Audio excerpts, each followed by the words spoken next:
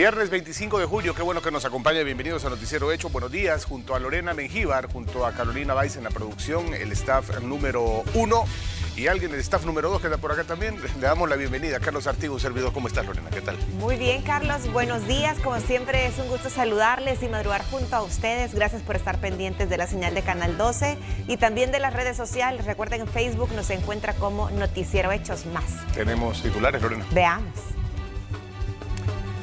Bienvenidos nuevamente. Ayer el presidente de la República se dirigió a la Nación a través de la cadena nacional de radio y televisión para abordar el tema de la criptomoneda, del Bitcoin. Nuestra compañera Rocío Cruz estuvo atenta al mensaje y ha confeccionado la siguiente nota, un informe resumiendo lo importante de esta cadena nacional. Veamos.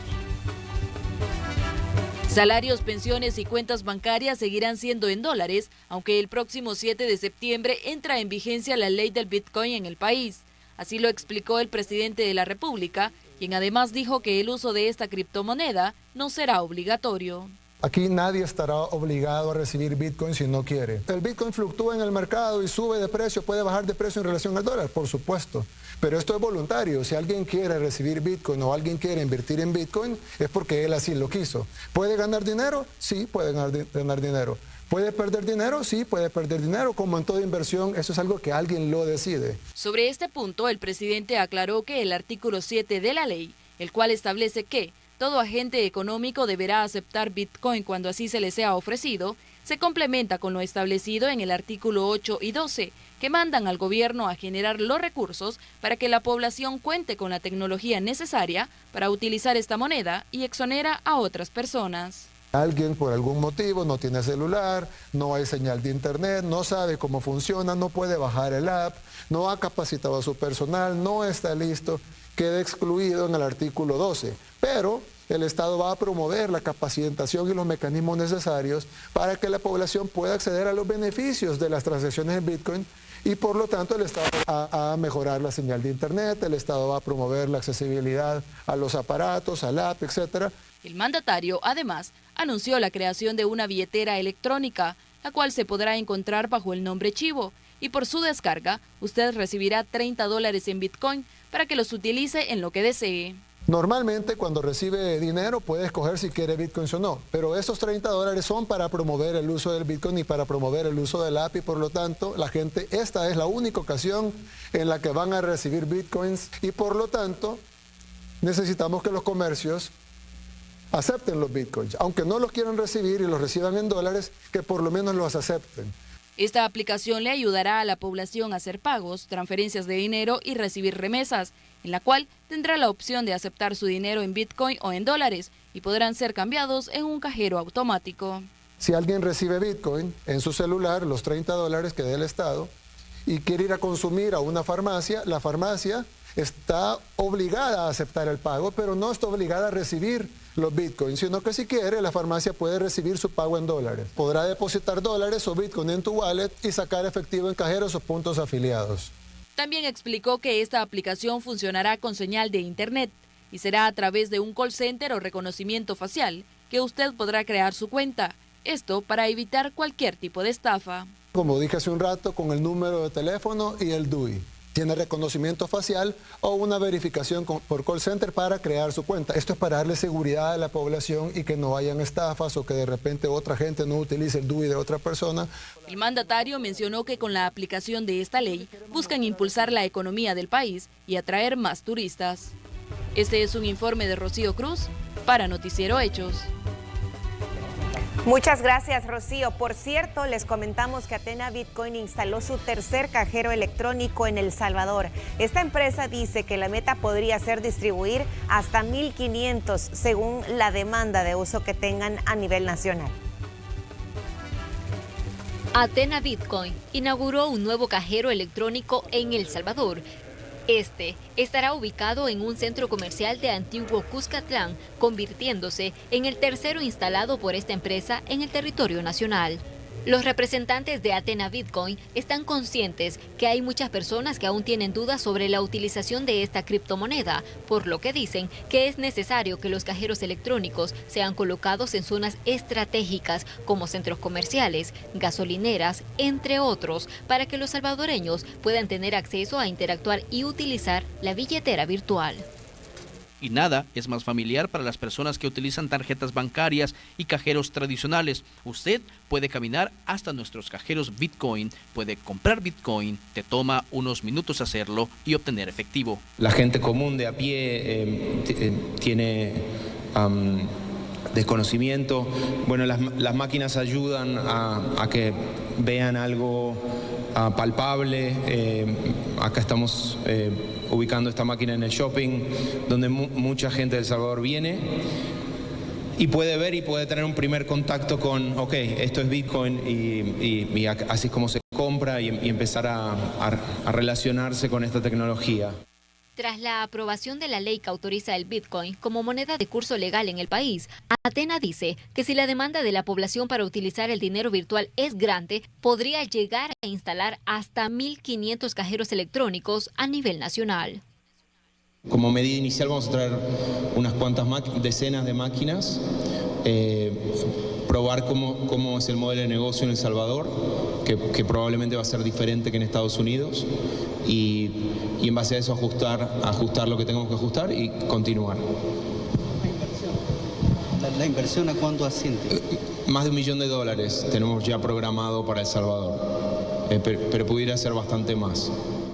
Pero ¿cuál sería la comisión que pagarían los salvadoreños por las transacciones que realicen con Athena Bitcoin? Nosotros no cobramos una comisión per se, simplemente por la conveniencia de las máquinas se fija un precio al cual las máquinas venden y compran Bitcoin. Estamos justo ahora viendo el modelo de negocio. Obviamente va a tener que ser lo suficientemente conveniente y bajo para que esto sea una ayuda, pero lo estamos definiendo todavía. Athena Bitcoin dice que es positivo que El Salvador haya asumido el riesgo de utilizar esta criptomoneda, a pesar que ha sido criticada por su volatilidad. Con imágenes de Roberto Martínez y Liana Leiva, Noticiero Hechos. Buenos días, un gusto saludarles. En el espacio de la entrevista les contamos que vamos a conversar hoy con el doctor Francisco Alaví. Vamos a hablar sobre diferentes situaciones relacionadas con el combate de la pandemia, el cambio de camas en los hospitales, las vacunas que recibió El Salvador ayer donadas por México. Esta madrugada se ha recibido un nuevo lote de vacunas de Pfizer también. Son 125,000 vacunas que vienen a sumarse a todo el proceso de inmunización de ciudadanos que está en marcha. Vamos a estar hablando de esto más adelante del espacio de la entrevista con el doctor Francisco Alaví. Mientras tanto, vamos con información en directo, cosas que están ocurriendo en este momento, en el inicio de este viernes. Vamos hasta la comunidad de La Cuchilla, aquí en el antiguo Cuscatlán. Esta mañana, pues seguramente si usted ha transitado por el sector, habrá visto que habían patrullas, había elementos de la Policía Nacional Civil ahí, habían cordones amarillos. Pero ¿qué es lo que está ocurriendo? Ahí está precisamente Ernesto Cornejo. Ernesto, buenos días. ¿Qué es lo que está ocurriendo? Así es, Manuel, un gusto saludar a la audiencia de Noticiero Hechos. Información en desarrollo que le tenemos, como ya lo mencionaba, desde la comunidad Cuchilla, y es que se ha reportado un homicidio. Como vemos, parte de las autoridades continúan procesando esta escena. De acuerdo a la información preliminar, la persona que está fallecida se trata de un hombre entre los 30 a 40 años de edad. Se ha conocido que esta persona tuvo un intercambio de disparos con las personas que le dieron muerte, lo que también están investigando si hay más personas lesionadas justamente en este lugar. Se hacía el acompañar de 2 menores quienes han sido trasladados hasta el Hospital San Rafael. Esto acá en Santa Tecla es parte de lo que se está ocurriendo. A esta hora de la mañana también les quiero mostrar el panorama, ya que también se han hecho presente, por ejemplo, elementos de Cruz Roja Salvadoreña, quienes estuvieron desde un inicio también en este lugar para poder establecer y poder, ya que en un momento se hablaban de personas lesionadas, también al lugar vemos ahí parte de las autoridades policiales, también inspecciones oculares que ya se han establecido justamente en esta zona, se están llevando las respectivas investigaciones para determinar lo sucedido. Por su parte, el lugar acá se mantiene, como vemos, pues parte de investigaciones. Ahí ya vemos prácticamente a las autoridades policiales estableciendo todos los cordones y los perímetros para poder establecer el móvil del hecho. En cuanto al tráfico, ya lo mencionabas, Manuel, justamente acá se ha acordonado y se le pide a los automovilistas como también motociclistas a manejar con precaución mientras se llevan a cabo las inspecciones en esta escena. Repetimos, un homicidio acá en la comunidad Cuchilla, en Antiguo Cuscatlán. Muy bien, Ernesto, ahí tenemos la información, tenemos la imagen en directo de lo que está ocurriendo. Como decíamos, seguramente quien transita todos los días por este sector habrá notado la presencia de los elementos de la Policía Nacional Civil. Son por lo menos 4 o 5 patrullas las que estaban en el sector, además del cordón amarillo ubicado justo donde comienza esta comunidad. Así que bueno, estamos pendientes de la información y de los datos que podamos obtener sobre este crimen que ha ocurrido justo aquí en Antiguo Cuscatlán. Ernesto, gracias por el reporte, vamos a volver contigo más adelante. Así es, Manuel, vamos a estar pendientes de la información en desarrollo y como vemos también parte del panorama en cuanto al tráfico por este lugar. Muy bien, gracias. Ahí tenemos el reporte del periodista Ernesto Cornejo en el inicio de la jornada, en el día viernes, aquí en Hechos AM. Ernesto, muchas gracias. Vamos ahora hasta sala de redacción también, donde enlazamos y platicamos. Le damos la bienvenida a Ileana Leiva, que nos tiene un reporte importante de esta hora. Ileana, buenos días. Buenos días, qué gusto saludarlos. Vamos a hablar sobre los accidentes de tránsito que se han registrado en las últimas horas, específicamente uno en el kilómetro 11 del Boulevard Monseñor Romero, donde una persona resultó lesionada. Según la información que han manejado las autoridades, esta colisión se dio entre un tipo Jeep y un vehículo tipo sedán, y es ahí donde eso habría sido por invasión de carril. Las autoridades dicen que el Jeep había invadido el carril del sedán, provocando que este perdiera el control y volcara. Ahí tenemos las imágenes. Lamentablemente, pues esta persona, aparte de salir lesionada, resultó con cuantiosos daños en su vehículo. Ante eso, elementos de Cruz Roja salvadoreña llegaron hasta el lugar para poder atender esta emergencia. Ellos decían que hay que tener mucha precaución, sobre todo en este periodo de lluvia, donde las calles están bastante lisas y se dan este tipo de incidentes. Y si a eso le estamos sumando las imprudencias que cometen algunos conductores, pues definitivamente que los saldos podrían ser fatales. En este caso ha sido una persona lesionada que ya está recibiendo atención médica. Escuchemos las declaraciones de Fausto Fuentes de Cruz Roja salvadoreña. El accidente de tránsito es acá en el kilómetro 11 de la Monseñor Romero, sentido de occidente a oriente. Un vehículo particular ha volcado, una persona lesionada que ha sido trasladada a un centro asistencial por el CEN. Nosotros estamos acá en el lugar también apoyando en la situación. Igual se ha atendido un accidente de tránsito en el kilómetro 10 de la carretera conocida como Vía Shell, como referencia al BMT, una menor de edad lesionada y un adulto. Bueno, y teníamos más detalles sobre este accidente de tránsito y como ya también las autoridades lo han mencionado, el promedio de accidentes que se registran a diario en el país sigue arriba de los 50. Por eso es muy importante que tanto los automovilistas y los motociclistas acaten la normativa de tránsito precisamente para evitar que estas estadísticas se sigan elevando, sobre todo la de las personas fallecidas y de las lesionadas producto de estos percances viales, compañeros. Sí, y definitivamente que la lluvia también ha venido a ser un factor que eleva las condiciones de riesgo y la posibilidad de que tengamos este tipo de incidentes en carreteras lisas, en condiciones de visibilidad que se reducen muchísimo. Vuelvo y digo, como estuvo ayer, con la lluvia que tuvimos, bueno, ahí está la imagen, mira, actividad eléctrica, además también en las precipitaciones que se registraron ayer prácticamente en todo el país. Se había dicho, Ileana, que el jueves iba a ser un día tranquilo, pero sí, y fue un día tranquilo, pero mira cómo cerró, y cómo cerró el día jueves, y hoy ha amanecido, entre comillas, tranquilo también, porque hay un amanecer espectacular, con luna llena incluso, pero las condiciones van a seguir así, Ileana, así que los conductores deben tomar precauciones. Así es, Carlos. Aunque no se tengan esas condiciones de tiempo, las precauciones de los automovilistas tienen que ser siempre las mismas.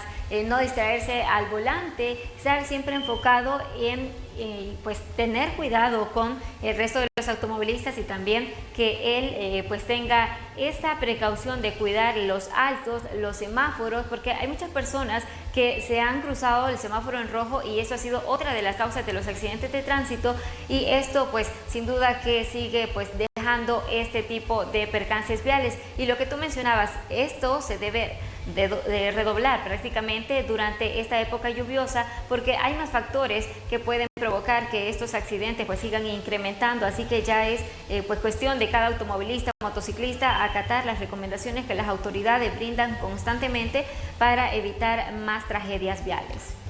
Así es, Ileana. Bueno, gracias por contarnos esto, por ponernos al tanto de este accidente ocurrido en las últimas horas en el Boulevard Monseñor Romero. Nos quedamos atentos y pendientes de tus reportes y tu labor de cobertura. Entendemos que estás ya pronto a salir de las instalaciones del edificio Bicentenario a hacer tu labor periodística, Ileana. Así es, Carlos. Más adelante nos vamos a estar enlazando para compartir información del tráfico de diferentes puntos de la capital. Bueno, un saludo. Buen día.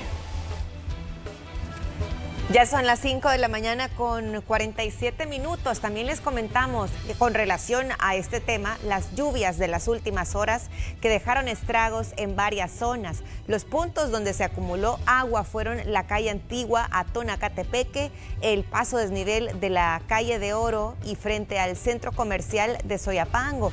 En estas zonas, cada vez que llueve, se reportan inundaciones y representan un verdadero peligro para todos los automovilistas, y ahí tenemos las imágenes que dan testigo de esta dificultad que se enfrentan en estos puntos que les mencionamos.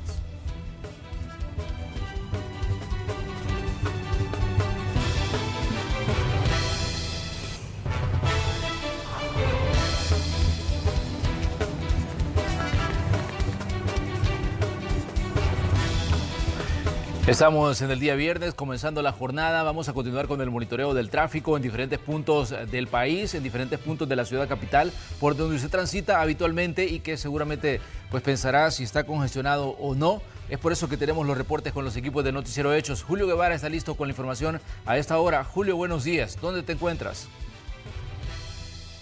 Buenos días amigos televidentes. Estamos en el Boulevard Venezuela en un viernesito que desde ya podemos decir que todos los viernes son complicados para transitar. Más esta arteria donde estamos, mire, es el Boulevard Venezuela cerca de la terminal de Occidente. Por el momento todo luce bonito, mire.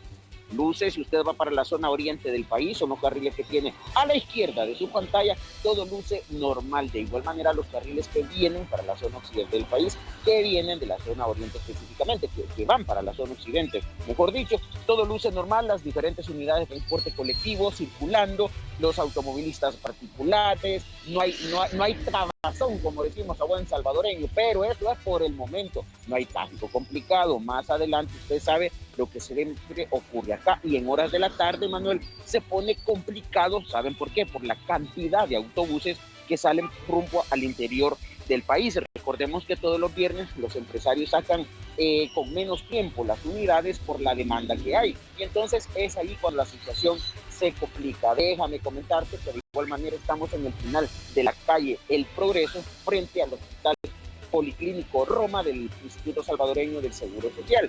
Esta incorporación está completamente libre, tal como lo puedes apreciar, a pesar que es una ruta donde transitan diferentes unidades de transporte colectivo, por mencionarte rutas urbanas específicamente, por mencionarte la ruta 4 que se dirige a Ciudad Delgado y la ruta 7 de Soyapango. Sin embargo, Manuel, tal como lo puedes apreciar en los alrededores de la zona donde nos encontramos, todo luce libre de conducción vehicular, al menos en este momento. Manuel, es el panorama que tenemos.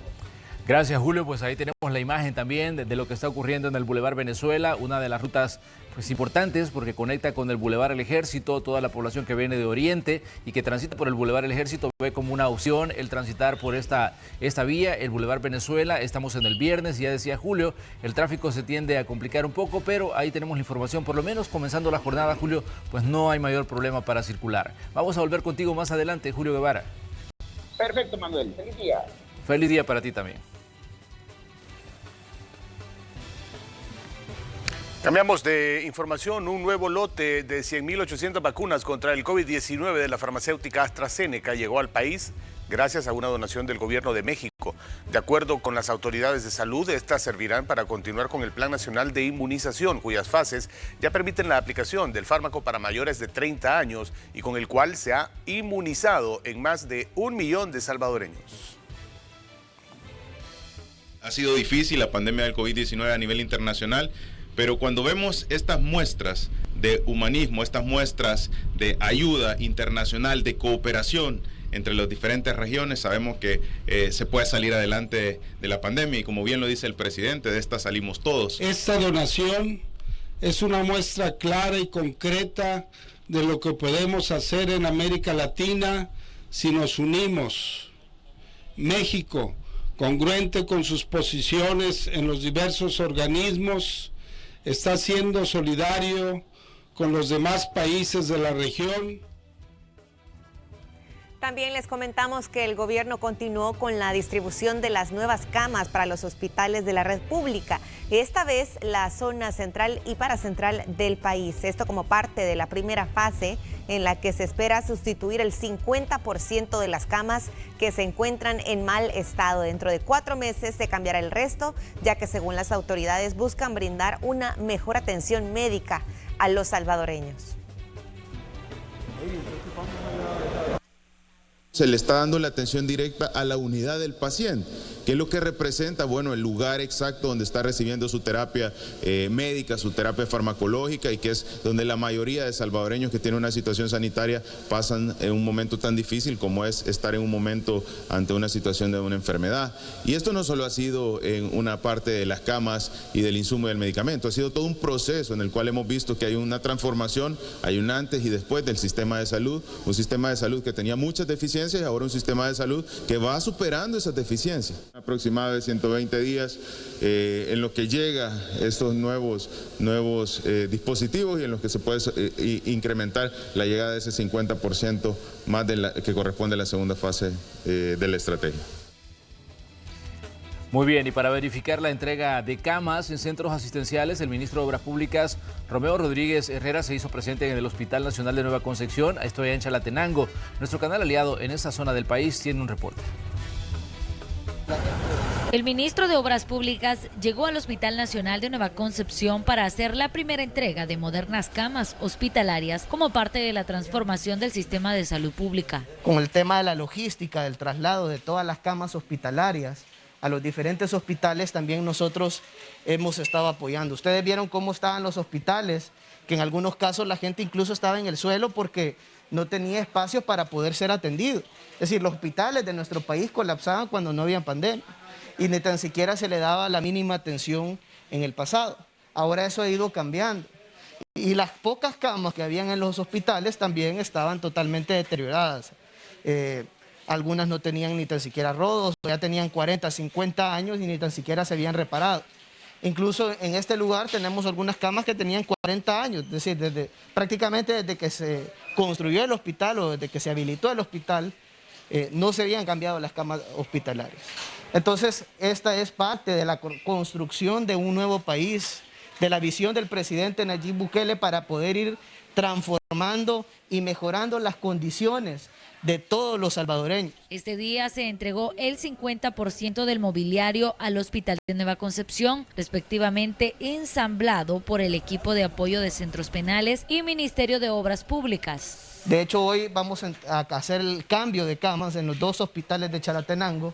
Son más de 40 camas las que se van a llevar en este lugar para poder garantizar mejores condiciones para todos los pacientes que están Chalatenango y que son atendidos en estos hospitales, y que las camas que se tenían estaban totalmente deterioradas.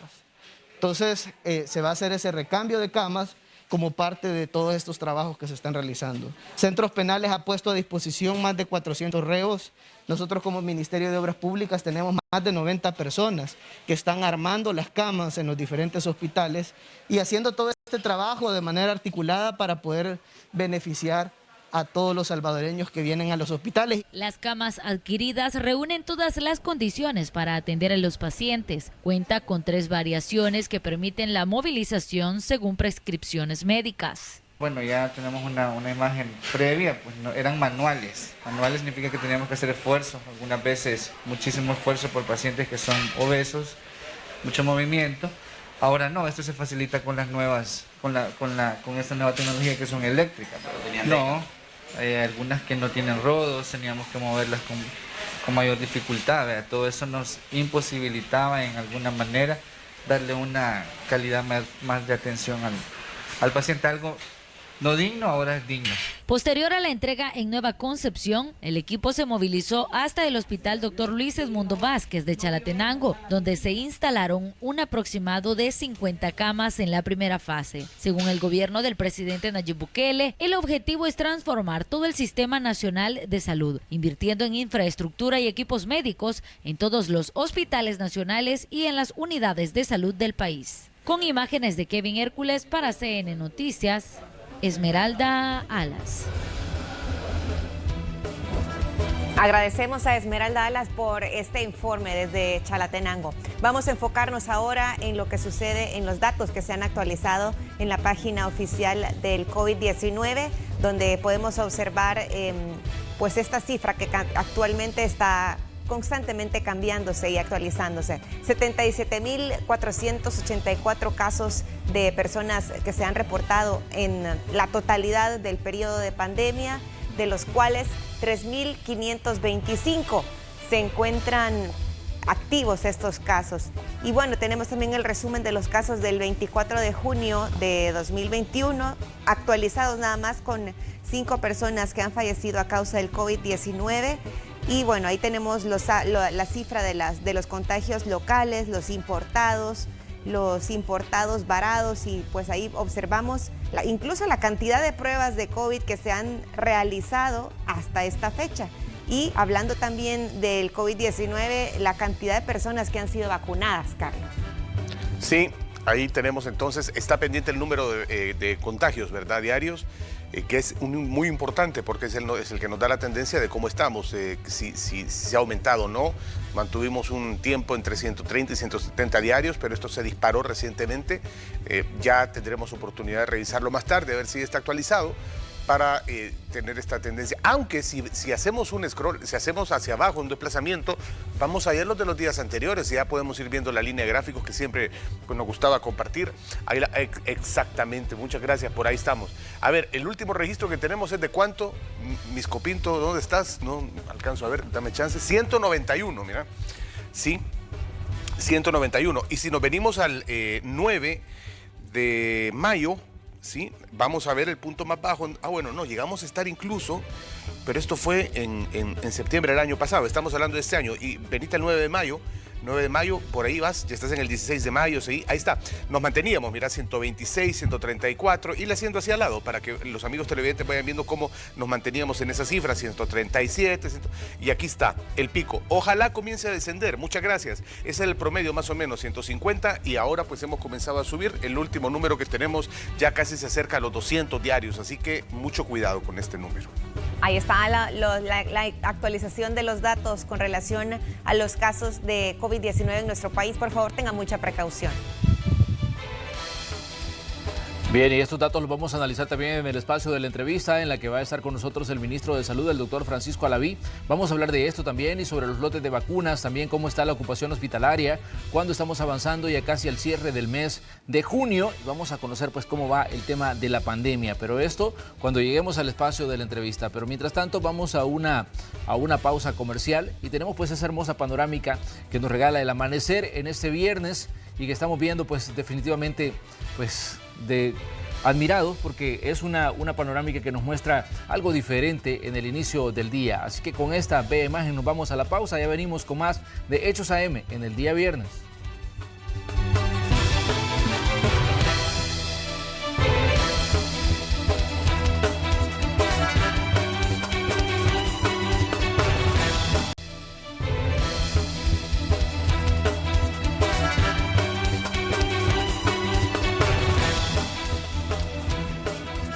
Agradecemos que usted se informe con Hechos AM en el viernes 25 de junio de 2021. Vamos con la señal en directo sobre algo que está ocurriendo en este momento. Declaraciones del ministro de Salud, el doctor Francisco Alaví, quien va a estar con nosotros más adelante en el espacio de la entrevista, pero pues obviamente a esta hora pues hay datos importantes que está brindando. Vamos a escuchar lo que está diciendo. Ahí tenemos ya la señal de lo que está pues pasando. De camas de 3 y 5 movimientos que le va a permitir a los trabajadores de la salud, a los trabajadores de la primera línea para poder brindar las mejores atenciones necesarias. Solo este día se está movilizando más de 600 camas al Hospital Rosales, con lo cual pues continúa esta estrategia liderada por el presidente Bukele de la sustitución del 50% de las camas hospitalarias, con lo cual estas camas totalmente nuevas van a poder brindar una atención directa a la población salvadoreña al fortalecer la unidad de tratamiento de cada uno de los pacientes. Sabemos que ha sido difícil por años el tener las condiciones necesarias, pero poco a poco se va saliendo adelante y muestra de que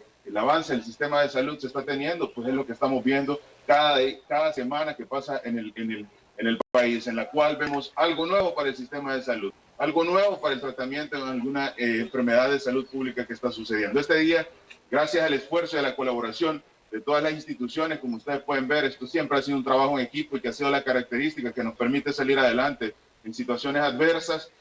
El Ministerio de Gobernación nos ha impulsado para poder realizar esta movilización de más de 100 camiones que están a lo largo de este día precisamente entregando diferentes camas en la región metropolitana, en los hospitales que van a hacer este día, pues se va a hacer llegar estas camas, son los de la área como es el Hospital Rosales, el Hospital de la Mujer, el Hospital Blum, el Hospital Sacamil, el Hospital Saldaña, el Hospital San Bartolo, con lo cual estamos en el tercer día de entregas progresivas de camas de la red hospitalaria. La primera fase, como lo mencionaba el presidente, 50% de las camas en una primera fase y en una segunda fase en un promedio de 120 días, el otro 50% de las camas, con lo cual la Red Nacional de Hospitales va a tener todo el sistema con camas hospitalarias nuevas con las funciones necesarias. Como repito, solo en este hospital un aproximado de 60 camiones que traen un aproximado de un poco más de 600 camas,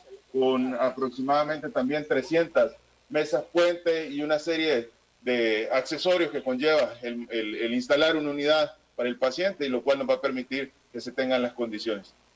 Ir a una de las áreas hospitalarias del Hospital Rosales y ver camas que no tienen ni la posibilidad de darle respaldo es sumamente difícil cuando acá se manejan probablemente las enfermedades o las situaciones sanitarias más complicadas. Por eso le pedimos a la población que tenga la tranquilidad, el esfuerzo de todo el equipo y por supuesto del presidente Bukele y de todos los salvadoreños para poder salir adelante. Va siendo progresivo, pero va teniendo cambios significativos y que la población puede observar. Iniciamos el día miércoles, todo el oriente del país con camas nuevas. Iniciamos el día jueves, el día de ayer, que se estuvo en la zona paracentral y central, y la alegría de ver a un paciente recibir una cama nueva, la alegría de ver a un paciente que puede contar con una mesa donde poner sus alimentos, es algo muy satisfactorio y es algo que la población va a tener directamente la oportunidad de poder, gracias a todo el esfuerzo, de poder tener condiciones dignas. El día de ayer yo lo mencionaba, pasábamos al Hospital San Rafael, y estando en el Hospital San Rafael en la unidad de observación, estábamos viendo a una pequeña que estaba ingresada y estaba recibiendo sus alimentos en la cama, tratando de hacer equilibrio para que la bandeja de los alimentos pues, no se le derramara la comida, porque no se cuentan con las condiciones, no se tenían todas esas mesas que ahora van a poder facilitar para que los pacientes puedan tener la tranquilidad de estar ingiriendo sus alimentos, y por supuesto la tranquilidad de que las indicaciones médicas que conllevan a utilizar un equipo médico como es una cama se puedan cumplir y no sea necesario estar inventando o haciendo adaptaciones para poder llevar los respaldos correspondientes. Sigue todo el esfuerzo y agradezco al Ministerio también de Obras Públicas que nos permite, y también a la Dirección General de Centros Penales, que nos permite tener toda esta ayuda. Cada una de estas cajas, ustedes pueden ver, es necesario incluso hasta 6 personas para poderla mover. Son más de 300 reos en fase de confianza, más de 90 profesionales que están, más de 90 personas que están totalmente involucradas de parte del Ministerio de Obras Públicas para poder garantizar que todo esto se lleve a cabo, y es una alegría que esto continúe. y que no pare. Por supuesto, vamos a hacer todo lo necesario para seguir saliendo adelante en todas las situaciones de salud pública y el presidente Bukele nos siga dando las herramientas para salir adelante. En esta mañana del viernes 25 de junio de 2021, ya escuchábamos ahí las declaraciones del ministro hablando sobre el tema de las camas que están siendo sustituidas en los diferentes centros hospitalarios de la red nacional. Hablamos de 30 hospitales, decía hoy le toca el turno al Hospital Rosales, son por lo menos 600 camas las que van a instalar ahí, y ya decía que esto se está haciendo a través de la labor también de reos en fase de confianza, la gente de obras públicas, porque para movilizar ese tipo de equipos, este tipo de mobiliario que se utiliza en los centros hospitalarios, decía, se necesita mucho personal porque es equipo pesado. Así que bueno, ahí tenemos el dato. Vamos a profundizar en esto cuando lleguemos a la entrevista a eso de las 6:30 de la mañana. Y la Fiscalía General de la República finalizó la etapa de investigación en el caso contra 6 acusados por fraude electoral, entre ellos el exalcalde Ernesto Mason y 2 exministros. Al Juzgado Segundo de Instrucción de San Salvador llegó la Fiscalía para presentar su dictamen de acusación contra los señalados de entregar dinero a pandillas a cambio de votos en elecciones presidenciales 2014, es decir, a la espera que la jueza respectiva establezca una fecha para la audiencia preliminar.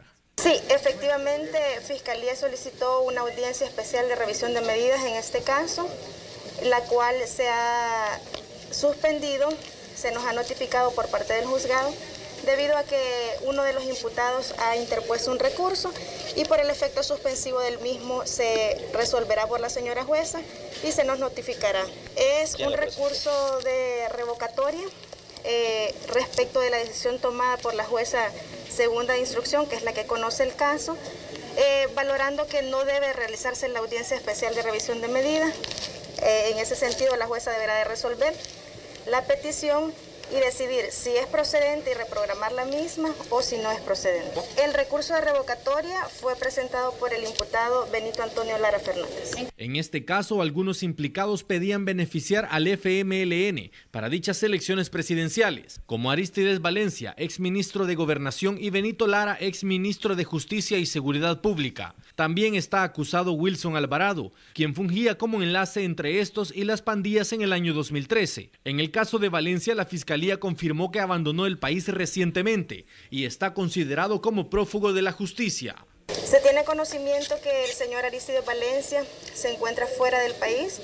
Sus abogados han presentado escritos a la jueza que conoce del caso, manifestando que no se va a adherir al proceso. En ese sentido, se le ha ordenado la orden de captura, debido a que ya se contaba con un incumplimiento de la medida cautelar impuesta en aquel momento.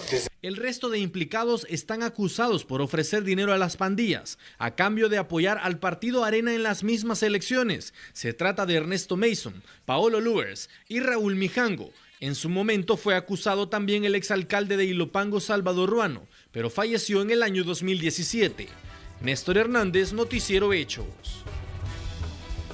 También les informamos que el exalcalde de San Antonio La Cruz, Lucio Edwin Ayala, fue despojado de todos sus bienes por el Juzgado Especializado de Extinción de Dominio. Se trata de 12 propiedades, 7 vehículos y 88 semovientes valorados en $616,000. Esto tras relacionarlo con el narcotráfico y tráfico de personas.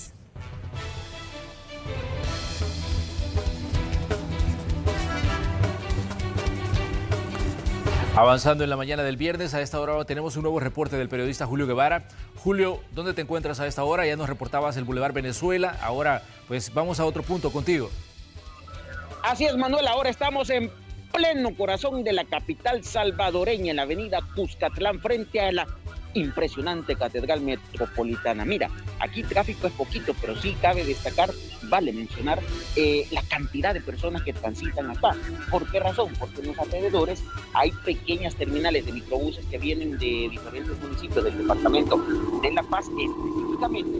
Entonces estas personas vienen aquí para sus trabajos. Sí, es grande la cantidad de personas que desde tempranito ya se conducen para su trabajo, y también gente que en los puestos informales que están sobre la orilla de la vía, y también personas que están vendiendo sus atolitos, café, pancito, y otros que llevan tiempo y se detienen como estos señores que vemos al fondo de la imagen. Mira, ahí se están tomando el cafecito en un clima bien fresco, porque en realidad ha amanecido bien fresco, es parte del panorama. Y si alguien por ahí me pregunta, mire, ¿cómo se ve la catedral a esta hora? Bueno, sí se mira bonita, en realidad bonita, impresionante la vista que tenemos de Catedral Metropolitana en este momento. Pero sí, como te mencionaba, Manuel, y la base de este enlace es hablar sobre la carga vehicular. Déjame contarte que la avenida Cuscatlán, al menos en este momento, se encuentra libre, no hay congestión vehicular. Sabemos que por la misma cantidad de personas y porque adelante está una parada de autobuses, a veces debido a eso se complica en cuanto al tráfico se refiere, pero al menos en este momento está libre esta, que es una de las importantes vías acá en pleno corazón de la capital salvadoreña. Cerca también tenemos la cuarta calle Poniente, que es la vía que nos lleva hacia la iglesia del Calvario, siempre de acá de San Salvador, pero podemos mencionarte, Manuel, que es una vía que al menos en este momento se encuentra libre. Es parte del panorama que puedo informar a esta hora de la mañana desde acá, desde este punto de la capital salvadoreña. Así es, bueno, ahí tenemos la imagen del centro histórico de San Salvador. El tráfico, como decíamos, al comenzar la jornada el panorama es muy normal, es fácil circular, no hay mayor inconveniente. El problema es cuando vamos avanzando en el transcurso de la mañana y se comienza pues a congestionar, por más gente se va preparando para salir de casa cuando ya son las 7, 7:30, 8 de la mañana, 9 de la mañana, la movilización es mucho mayor. Gracias, Julio Guevara, por el reporte desde el centro de la ciudad. Un gusto, Manuel. Feliz día. Feliz día para ti. Bien, gracias a Julio. Vamos con más información. Año con año, zonas vulnerables del Gran San Salvador sufren los estragos generados por las lluvias. Familias que ahí habitan piden acciones para evitar tragedias en esta temporada de invierno que, como estamos viendo esta semana, estará muy intensa. A pesar de que este invierno apenas comienza, ya mantiene preocupados a los habitantes de la comunidad El Cacao 1, zona limítrofe entre Soyapango y San Salvador, pues los daños ocasionados por las tormentas del año pasado aún son visibles. Pese al riesgo que se mantiene en la zona, los trabajos de mitigación han sido muy pocos y temen que el panorama se vuelva a repetir. Por lo menos anoche no se pudo dormir porque estaba a llover y el río a las 2 de la mañana ya estaba crecido. Antier igual, el de anteantier sí estuvo más peligroso, subió arriba de las llantas, tanto como yo que estoy más cercano del río, sufro cada día que no duermo, mucho menos mis vecinos que viven aquí arriba porque no quieren que ninguna vida se pierda. Hay muchos afectados y lógicamente cada invierno que pasa pues siempre... Nosotros solo nos toca confiar en el Señor, vea. Dios, Él es fiel a su promesa y Él no miente, el hombre es mentiroso. El sector del Triángulo, en la colonia Santa Lucía en Ilopango, es otro lugar que se ha visto seriamente afectado.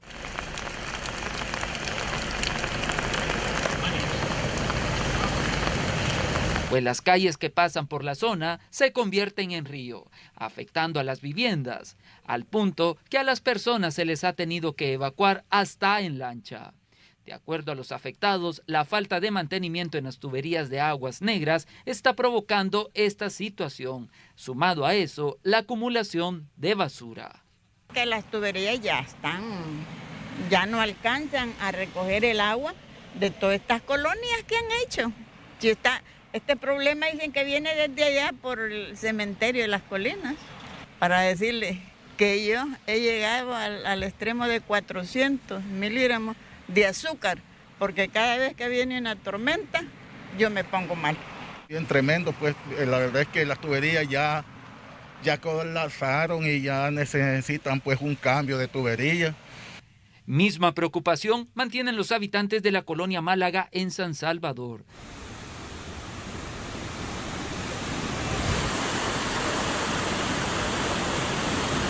Pues tras año el panorama se complica. Algunos lo han perdido todo. Todas las veces se pone igual. Eso se pone terrible porque el río se rebalsa hasta arriba y es bastante complicado para poderse escapar de aquí. ¿Las autoridades qué les han dicho? Bueno, al final nunca dicen nada porque ellos vienen a estarse allí a cuidar el río. El trabajo de este puente no funcionó mucho porque a pesar de que antes era el puente viejo, era mejor que el que ahora han hecho porque es muy demasiado grueso y el río topa, entonces se salta arriba. Así es de que todo está saliendo muy mal, porque este puente hubiera sido con curva levantada. El Salvador es uno de los países que más afectado se ha visto por fenómenos naturales en los últimos años. Por ahora, solo quedará esperar el trabajo que se haga en esta y en otras zonas del país. Este es un informe para Noticiero Hecho. También les comentamos, en la comunidad Divina Providencia de San Salvador, al menos 5 familias están en peligro. En la zona, algunas viviendas, un pozo de aguas negras, están a punto de caer debido a deslizamientos que han empeorado por las recientes lluvias. De hecho, solicitan a las autoridades medidas inmediatas para evitar una desgracia.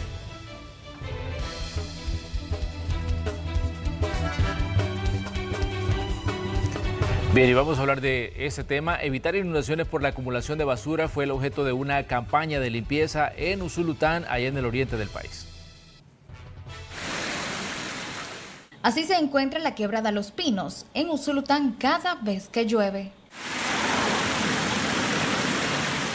Es por ello que en los últimos días, cuadrillas de la Alcaldía Municipal de Usulután han trabajado en el retiro de basura acumulada sobre la carretera El Litoral, esto para evitar posibles inundaciones por las lluvias. Sin embargo, debido a la cantidad de basura en diferentes sectores, según el jefe de Servicios Ciudadanos, el Consejo Municipal ha aprobado la compra de una retroexcavadora para agilizar los trabajos. En medio, ¿verdad? Aquí en el centro de la ciudad, hay una zona que la quebrada, pues los tubos no son tan grandes y eso hace que la basura se detenga ahí. Mandamos a los trabajadores, pero pues como a veces es bastante basura, no se puede sacar totalmente y ahí viene la otra tormenta y trae más basura. Entonces hoy el Consejo ha aprobado la compra de una retroexcavadora para poder tener ese equipo y sacar la basura que se pueda acumular. La compra de la retroexcavadora se espera pueda realizarse en 2 meses aproximadamente. Pues esta solución de comprar esa máquina y un par de camiones, tomaron un acuerdo esta semana, ¿verdad? El Consejo, entonces todo lo que trate, el tiempo que sea necesario para poder proponer, ¿verdad? Qué personas o qué compañías podrían vender los camiones, creo yo que tal vez sería un par de meses o si es posible antes, pero como es un trámite que tiene que ir a la UASI, entonces creemos nosotros que andaría de 1 mes a 2 meses la compra, si todo va bien. Asimismo, se está trabajando con los habitantes de la zona norte para evitar que arrojen la basura a las quebradas. Pero aparte de eso, pues se está trabajando también con la población de la zona norte del municipio para que puedan ellos tener una opción y no tirar la basura en la quebrada, porque hay muchas personas que esa es la opción, ¿verdad? La quebrada, y creemos nosotros que poniéndole una alternativa a la población en esa zona, pues va a disminuir la basura en la quebrada. En el municipio de Usulután, en el sector de Quebrada Los Pinos y Quebrada de Residencia Las Veraneras, son en las que mayormente se ven inundaciones en temporadas lluviosas, debido a que la basura arrastrada por las crecientes queda acumulada en el sector. Con imágenes de Alberto Portillo, Stephanie Cruz, Impacto Noticias. 6 de la mañana con 21 minutos, establecemos nuevamente contacto con nuestro compañero Ernesto Cornejo. Nos da nuevos datos sobre esta escena de homicidio que, como ya estábamos informando hace unos instantes, se ha desarrollado en la comunidad La Cuchilla de Antiguo Cuscatlán. Ernesto, adelante. Así es, Lorena, actualizamos información. Santos Bernal Martínez, de aproximadamente 45 años, es la víctima, quien perdió la vida, esto a consecuencia de que sujetos armados le dieron muerte. De acuerdo a los familiares, él trabajaba en una empresa privada como motorista, tenía aproximadamente 6 años de vivir en esta zona. De acuerdo a la información, pues también era parte de los excombatientes de la Fuerza Armada, y en meses anteriores manifiestan ellos que había recibido una serie de amenazas por los miembros de las estructuras delincuenciales que operan justamente en esta zona, por lo que no se descartaría que esto sería una de las principales causas de su muerte. Los hechos se registran justamente cuando él se dirigía justamente hacia su trabajo, pues cuando es interceptado por estas personas.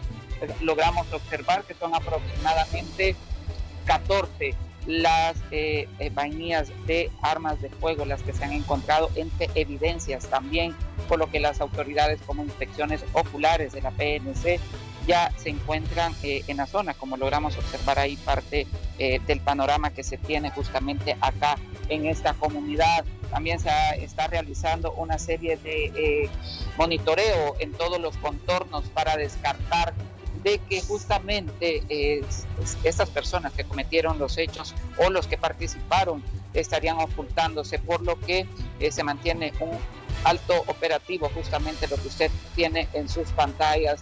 Las autoridades policiales también están presentes.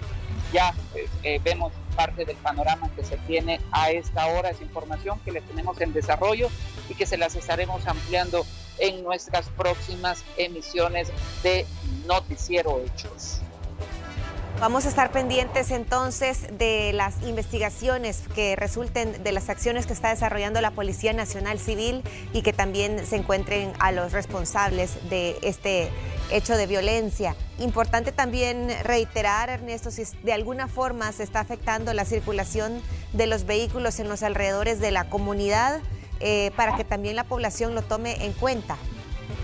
Justamente, Lorena, lo que tienen en sus pantallas es el carril que viene de la zona del centro de San Salvador, o las inmediaciones de la parte de acá de la Panamericana, con rumbo hacia el occidente del país. Como logramos observar, y afortunadamente no se ha reportado ninguna complicación en esta importante arteria, y es que también las autoridades tienen este constante monitoreo para que la fluidez del tráfico sea lo más rápido posible mientras ellos continúan. Y es que, como vemos, se ha logrado dar un perímetro bastante amplio para esta escena, por lo que han necesitado pues también ocupar una parte de esta importante vía para continuar realizando las labores. Usted puede transitar sin ninguna complicación por este importante punto si va hacia Antiguo Cuscatlán, los diferentes centros comerciales, Santa Tecla o el occidente del país.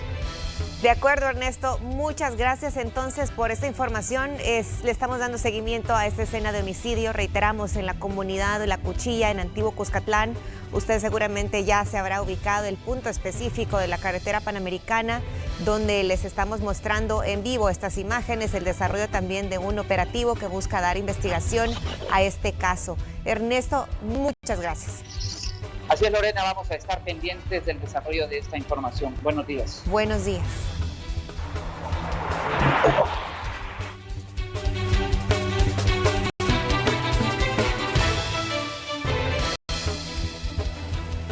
Bueno, mientras usted dormía, nació Enrique. Se ha formado la quinta tormenta tropical de la temporada.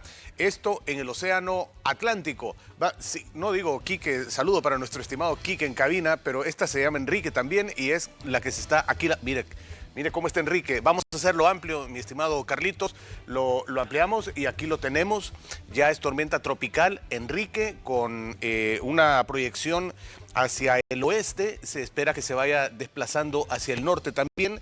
Está dejando esta zona de baja presión en la costa salvadoreña, como ustedes alcanzan a apreciar, y ya tiene vientos de entre 39 millas por hora hasta 73 millas por hora. Por eso es que dejó de ser una depresión tropical y ha pasado a ser tormenta tropical Enrique.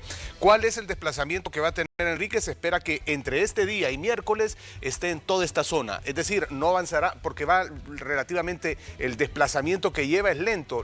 Estoy hablando de las velocidades de 39 a 73 millas por hora, son las velocidades de los vientos que genera en este sentido, pero su desplazamiento está siendo bastante lento y por eso se estima que los próximos 5 días va a estar causando zona de influencia en toda la costa del Pacífico, y por eso es que tenemos la zona de convergencia elevadísima y todos estos fenómenos que se dan en El Salvador. Por esto es que hablábamos desde el principio de la semana, y recordarán, Napoleón Galdames nos lo dijo, vamos a tener relativa tranquilidad el jueves, pero viene un fin de semana que puede ser muy lluvioso, y es debido a esto, a que ya se formó esta tormenta tropical Enrique y va a desplazarse de manera muy lenta.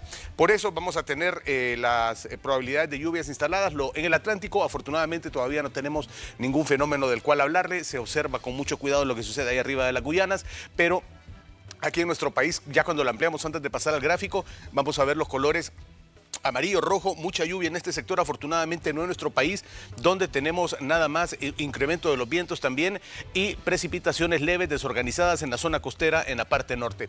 Vamos al gráfico ahora para mostrarles cuáles son las condiciones que nos van a esperar. Probabilidad de lluvia seguramente hasta el lunes es lo que nos va a mostrar el gráfico. Ahí está, hasta el lunes probabilidad de lluvia con temperaturas que van a descender por la misma lluvia que va a caer por la influencia de Enrique en nuestra costa, en nuestro país, y la mínima que se va a sostener en los 19. Ya hay alertas con relación a esta tormenta tropical, la quinta de la temporada, en la zona costera del Pacífico, en México, donde están tomando ya medidas porque ahí es a donde se espera que tenga un mayor impacto en las playas de esta parte del vecino país de México. Y claro que nos va a afectar a nosotros también, tal vez no tanto como a ellos, pero sí nos va a traer un fin de semana cuanto menos lluvioso. Eso es lo que tenemos en las condiciones del tiempo.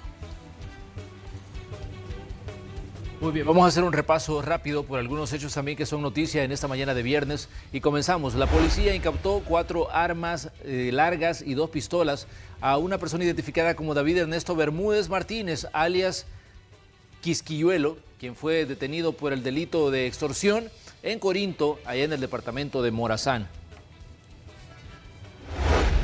También a 35 años de prisión fueron condenados Javier Antonio Hurtado Anzora y Dimas José Herrera por homicidio y robo agravado. Los hechos ocurrieron en el 2020 en Olocuilta, departamento de La Paz. Y luego de una denuncia hecha por un ciudadano a través de redes sociales, la policía capturó a Henry Giovanni Lobato González, alias Henry, quien presuntamente se dedicaba a hurtar pertenencias de vehículos estacionados en la zona del Paseo General Escalón en San Salvador. Y por delito de extorsión agravada fue capturado mediante orden judicial Kevin Adonai Rivera Díaz, de 19 años, en Soyapango. Y ha tenido actividad también el Cuerpo de Bomberos, que atendió un incendio en una vivienda de la colonia María Auxiliadora, en el departamento de Aguachapán, donde se almacenaba materiales diversos como ropa, tela y muebles en desuso. El fuego se produjo por la manipulación de un chispero por parte de un menor de edad.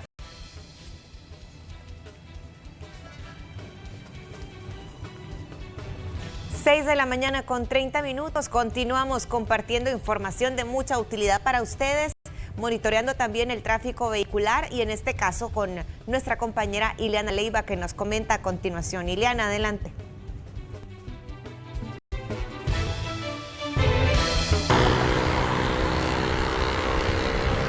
Así es, información del tráfico desde el Boulevard Monseñor Romero. Como podemos observar, se mantiene bastante fluido para quienes vienen desde la zona de Santa Tecla, el Redondel Naciones Unidas, o se han incorporado desde la avenida Jerusalén.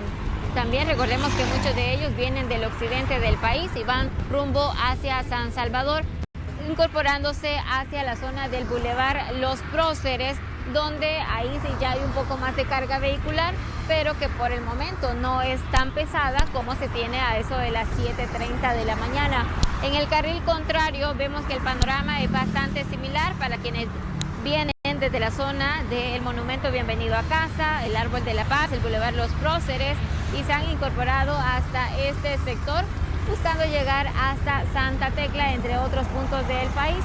Y de igual forma, por el momento no hay complicaciones para poder trasladarse. Únicamente siempre pedir que tengan mucha precaución en esta arteria o en cualquiera para evitar los accidentes de tránsito. Así que con estas imágenes voy a regresar con ustedes, pero antes quiero compartirles también un poco del tráfico desde la carretera panamericana para quienes utilizan esta arteria, también para llegar hasta la zona del occidente del país. Puede ser también otro sector de Santa Tecla o antiguo Cuscatlán, y vemos que ahí hay un poco más de carga vehicular, pero que avanza sin complicaciones. En el carril contrario, lo único que genera tráfico son esos microbuses y autobuses. Así que con esto regreso con ustedes.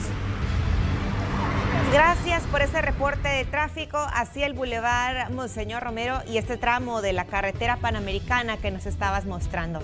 Seguramente establecemos contigo contacto más adelante. Bueno, vamos con información comunitaria. Habitantes de una residencial en Nuevo Cuscatlán denuncian afectaciones al medio ambiente por parte de una constructora. Conozcamos cuál es la problemática. Preocupados se encuentran algunos habitantes de la residencial La Florida del municipio de Nuevo Cuscatlán por los daños a la flora y la fauna que estarían generando una constructora en zonas aledañas. Habían, y digo habían porque los han estado cazando, se oyen disparos de noche, jaurías de coyotes, hay venados, hay jaguarundi o gato sonto. Además mencionan que en ese lugar se encuentra un manto acuífero que abastece al municipio de agua potable y temen quedarse sin el recurso hídrico. Nuevo Cuscatlán se va a quedar sin agua en un poco tiempo, o sea, en un futuro muy corto, porque las recargas hídricas ya está siendo afectada. También dijeron que ya han interpuesto las denuncias correspondientes, ya que se trata de una zona protegida y aún tienen dudas sobre este proyecto. Han incurrido en ilegalidad porque en los permisos que han girado dicen que ni siquiera requiere un estudio de impacto ambiental, cuando en la ley dice que todo proyecto requiere de un tipo de estudio. Ellos hacen un llamado al Ministerio de Medio Ambiente y a la Alcaldía Municipal para que verifiquen este problema y tomen las medidas correspondientes. Con imágenes de Ricardo Tobar, Rocío Cruz, Noticiero Hechos.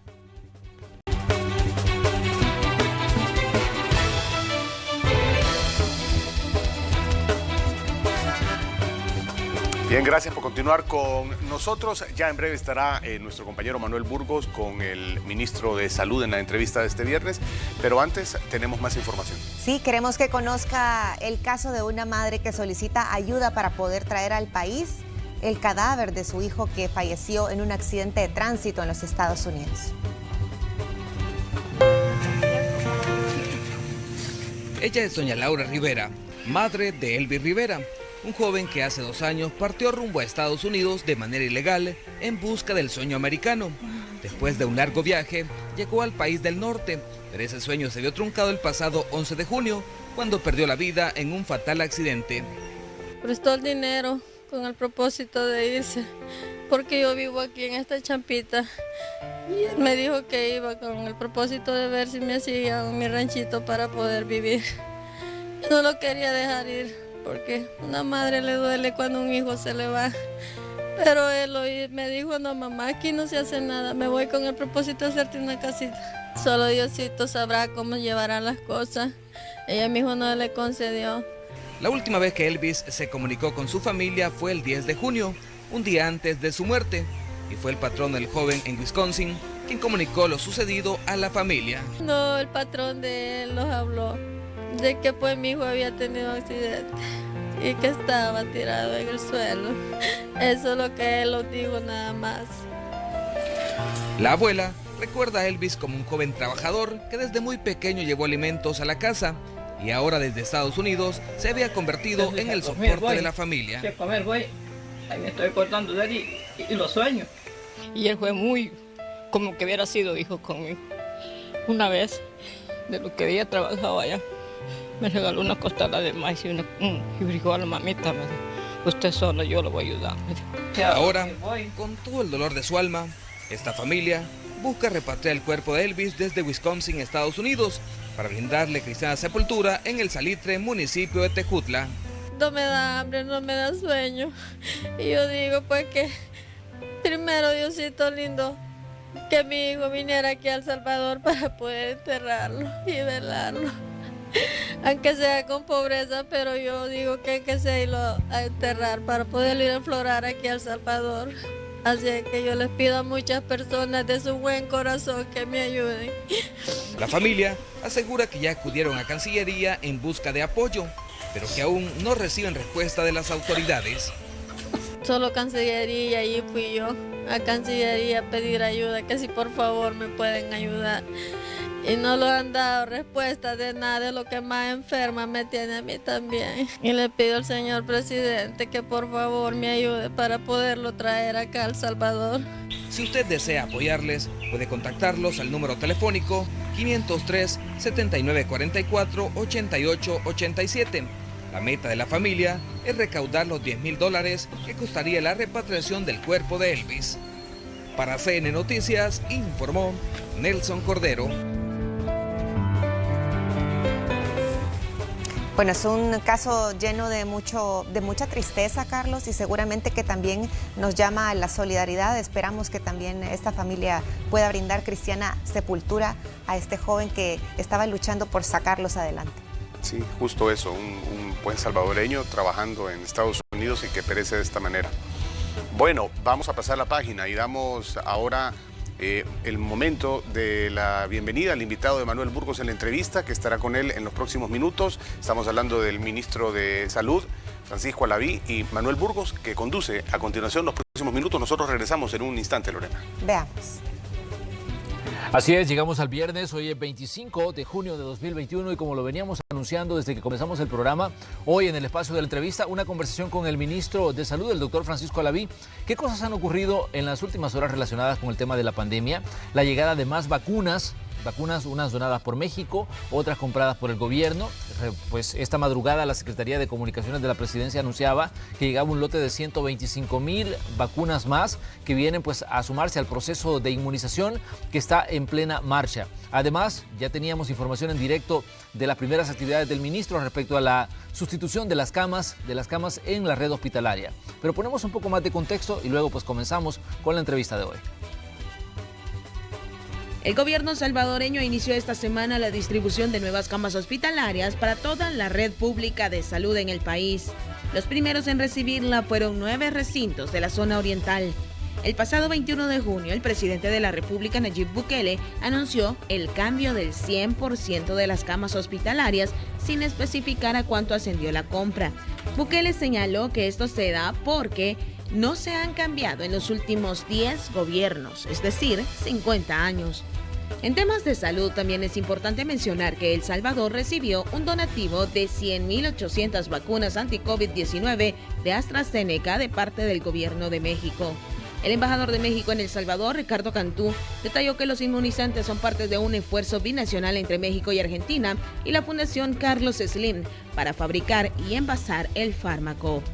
Esta mañana conversaremos sobre este y otros temas con el ministro de Salud, Francisco Alaví. Bienvenidos a la entrevista de Hechos AM. Así es, saludamos esta mañana de viernes al ministro de Salud. Doctor, pues un gusto recibirle y un gusto que pueda dedicarnos este espacio, o tiempo para este espacio en el que vamos a conversar sobre la pandemia y otros temas relacionados al tema de la salud en El Salvador. Buenos días. Buenos días, un placer poder estar acá. Desde tempranas horas estábamos ya iniciando con la sustitución de las camas y ahora pues con mucho gusto comunicarle a la población cuál es todo el avance que se lleva en este aspecto y en otros de salud pública. Exacto. Doctor, ¿cómo están los casos de COVID-19? Hace unos días ustedes alertaban de que había ciertos incrementos debido a la relajación de las medidas, ciudadanos que consideran que ya recibieron una de las vacunas o las dos y dicen, pues ya no tengo que preocuparme tanto, y esto pues ustedes lo estaban alertando. Además se decía de que la población joven está siendo pues parte de la gente que se está contagiando.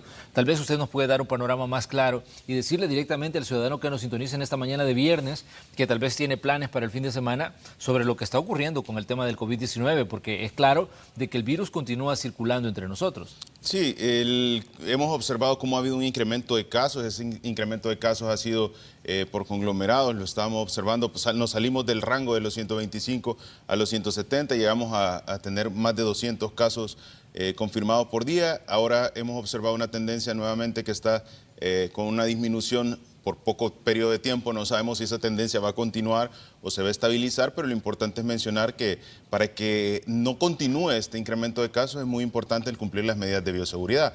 Se ha observado evidentemente que el grupo etario que tiene mayor cantidad de casos positivos sigue siendo el mismo, y ese grupo etario específicamente es entre los 20 y los 59 años. Y esto es muy importante porque debemos comprender que en la medida se va ampliando la estrategia de inmunidad que ha sido prioritaria a los adultos mayores y que de alguna manera nos protege contra la transmisión, no en el 100%, ¿verdad? Claro. Porque eso es importante, la transmisión no se puede prevenir en el 100%, la mortalidad sí. Entonces esto nos permite pues cada vez identificar que la población que va a seguir saliendo con un resultado positivo al COVID es aquella que es, primero, dinámicamente más activa, que es las personas que están en el día a día, en el trabajo, que son los grupos etarios jóvenes. Segundo, los que no están vacunados, por supuesto, que sigue siendo este grupo etario joven. Y tercero, de que mucho depende del cumplimiento de las medidas de bioseguridad. Por eso insistimos en que, a pesar de que la vacuna ya está y está con una celeridad bastante importante, no dejemos de bajar la guardia en el utilizar las medidas. Y eso es su mascarilla, el lavado de manos, el evitar tocarse la cara, el evitar exponerse si no es necesario. Otro dato importante es, el presidente lo anunciaba recientemente, y es que se apertura el grupo etario arriba de 30 años. Cada día que pasa, más de 40 a 50 mil personas están recibiendo una dosis de vacuna. Y eso evidentemente va a ir disminuyendo la cantidad de casos positivos, pero sobre todo disminuye las complicaciones graves. ¿Por qué? Porque para poder alcanzar una inmunidad de rebaño, que es lo que todos quisiéramos, que ya no genere efectos negativos la pandemia, necesitaríamos tener una población arriba del 90% vacunada, y para eso todavía nos hace falta un porcentaje de la población, ¿verdad?, que es el rango etario entre los 18 y los 30 años, y precisamente también en la medida va saliendo la evidencia científica, pueden irse incorporando nuevos grupos. Pero ¿cómo han visto ustedes, doctor, la respuesta de los grupos etarios, de los diferentes grupos etarios, cuando se abren los procesos de vacunación?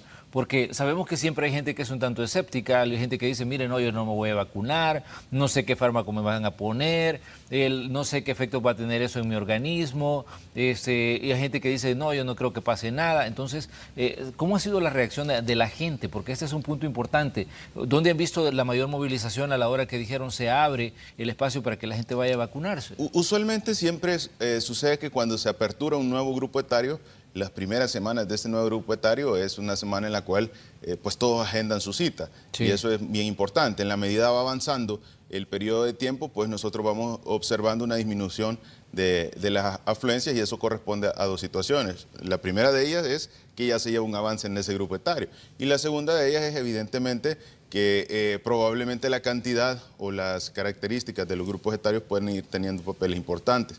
Y es que queremos llegar con esto. Por eso nunca se deja cerrado un grupo etario. A pesar que nosotros aperturamos el siguiente grupo etario, todos los demás continúan activos. Hay personas que por alguna razón no han recibido la vacuna. Unas son porque no tienen indicación, otras porque no se encontraban en el país. Pero también tenemos que tener en cuenta que hay un grupo que ha decidido tomarse o aplicarse la vacuna de manera voluntaria, y que probablemente en un inicio tal vez no se querían poner la vacuna, y en este momento ya con toda la evidencia, al ver que bastante de las personas cercanas ya se han vacunado, deciden vacunarse. Entonces, esa es la variedad que existe en el tema de la vacunación, y que tengamos una estrategia integral que nos permita seguir avanzando. Ahora, el avance que tiene el país es muy impresionante con el tema de la vacunación, pero tenemos que tener algo claro. Aunque tengamos un avance impresionante, la pandemia de COVID-19 no es una enfermedad fácil, no es una enfermedad sencilla. Requiere un importante avance o alcanzar un 90% para generar una inmunidad colectiva y disminuir esa transmisión, y por supuesto también disminuir los efectos negativos. Ojo con esto, existen siempre complicaciones por neumonías, y eso lo hemos tenido toda la vida, por influenza, por otros tipos de neumonía, que llegan a alcanzar hasta el 7.5% de la mortalidad.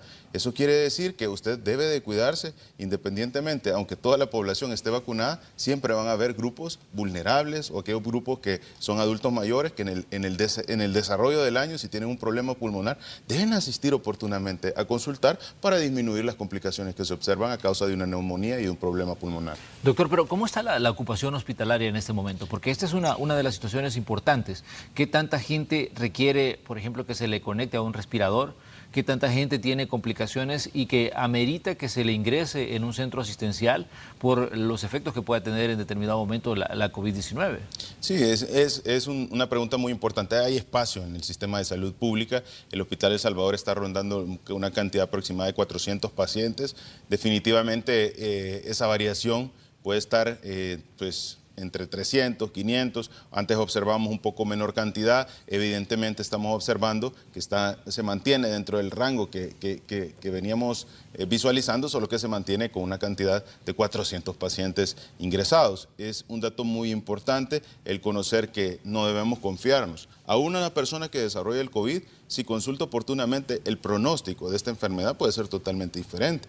El problema es que observamos que a veces alguien desarrolla un problema respiratorio y no consulta hasta 15 días después de haber iniciado el procedimiento respiratorio. Entonces, evidentemente, hasta que ya no tiene la posibilidad de respirar, considera que la situación respiratoria que tiene es delicada. Entonces, eso nos deja un margen muy corto. Por eso siempre le pedimos a la población, no baje la guardia, ni en el cumplimiento de las medidas, pero tampoco baje la guardia en consultar oportunamente a un centro hospitalario. ¿Tenemos capacidad hospitalaria? Sí tenemos capacidad hospitalaria. El Hospital El Salvador tiene más de 1000 camas para poder atender a la población. Esto se activa dependiendo de la capacidad o de la necesidad que se tenga en su momento. Ahorita estamos rondando los 400 pacientes. Seguimos con la estrategia de centralizar todo al Hospital El Salvador. Bueno, el Hospital El Salvador probablemente es el único centro en el país que cuente con todos los medicamentos para tratar las situaciones severas de COVID. Hemos observado cómo incluso en ciertos sectores privados no se cuentan con los medicamentos que son pues extremadamente costosos y que de alguna manera pues el sistema de salud sí los tiene y está dando la atención.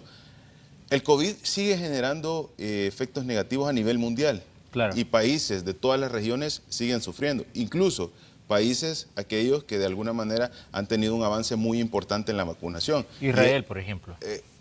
El caso de Israel, pero podemos poner, bueno, Israel es uno de los países que realmente está muy avanzado, quizás el país que más avanzado está en el proceso de vacunación, pero podemos poner el caso de Estados Unidos, que a pesar que de alguna manera pues ya llevan un gran avance en el proceso de vacunación, si no mal recuerdo están arriba del 70% en el proceso de vacunación, la pandemia sigue generando efectos negativos.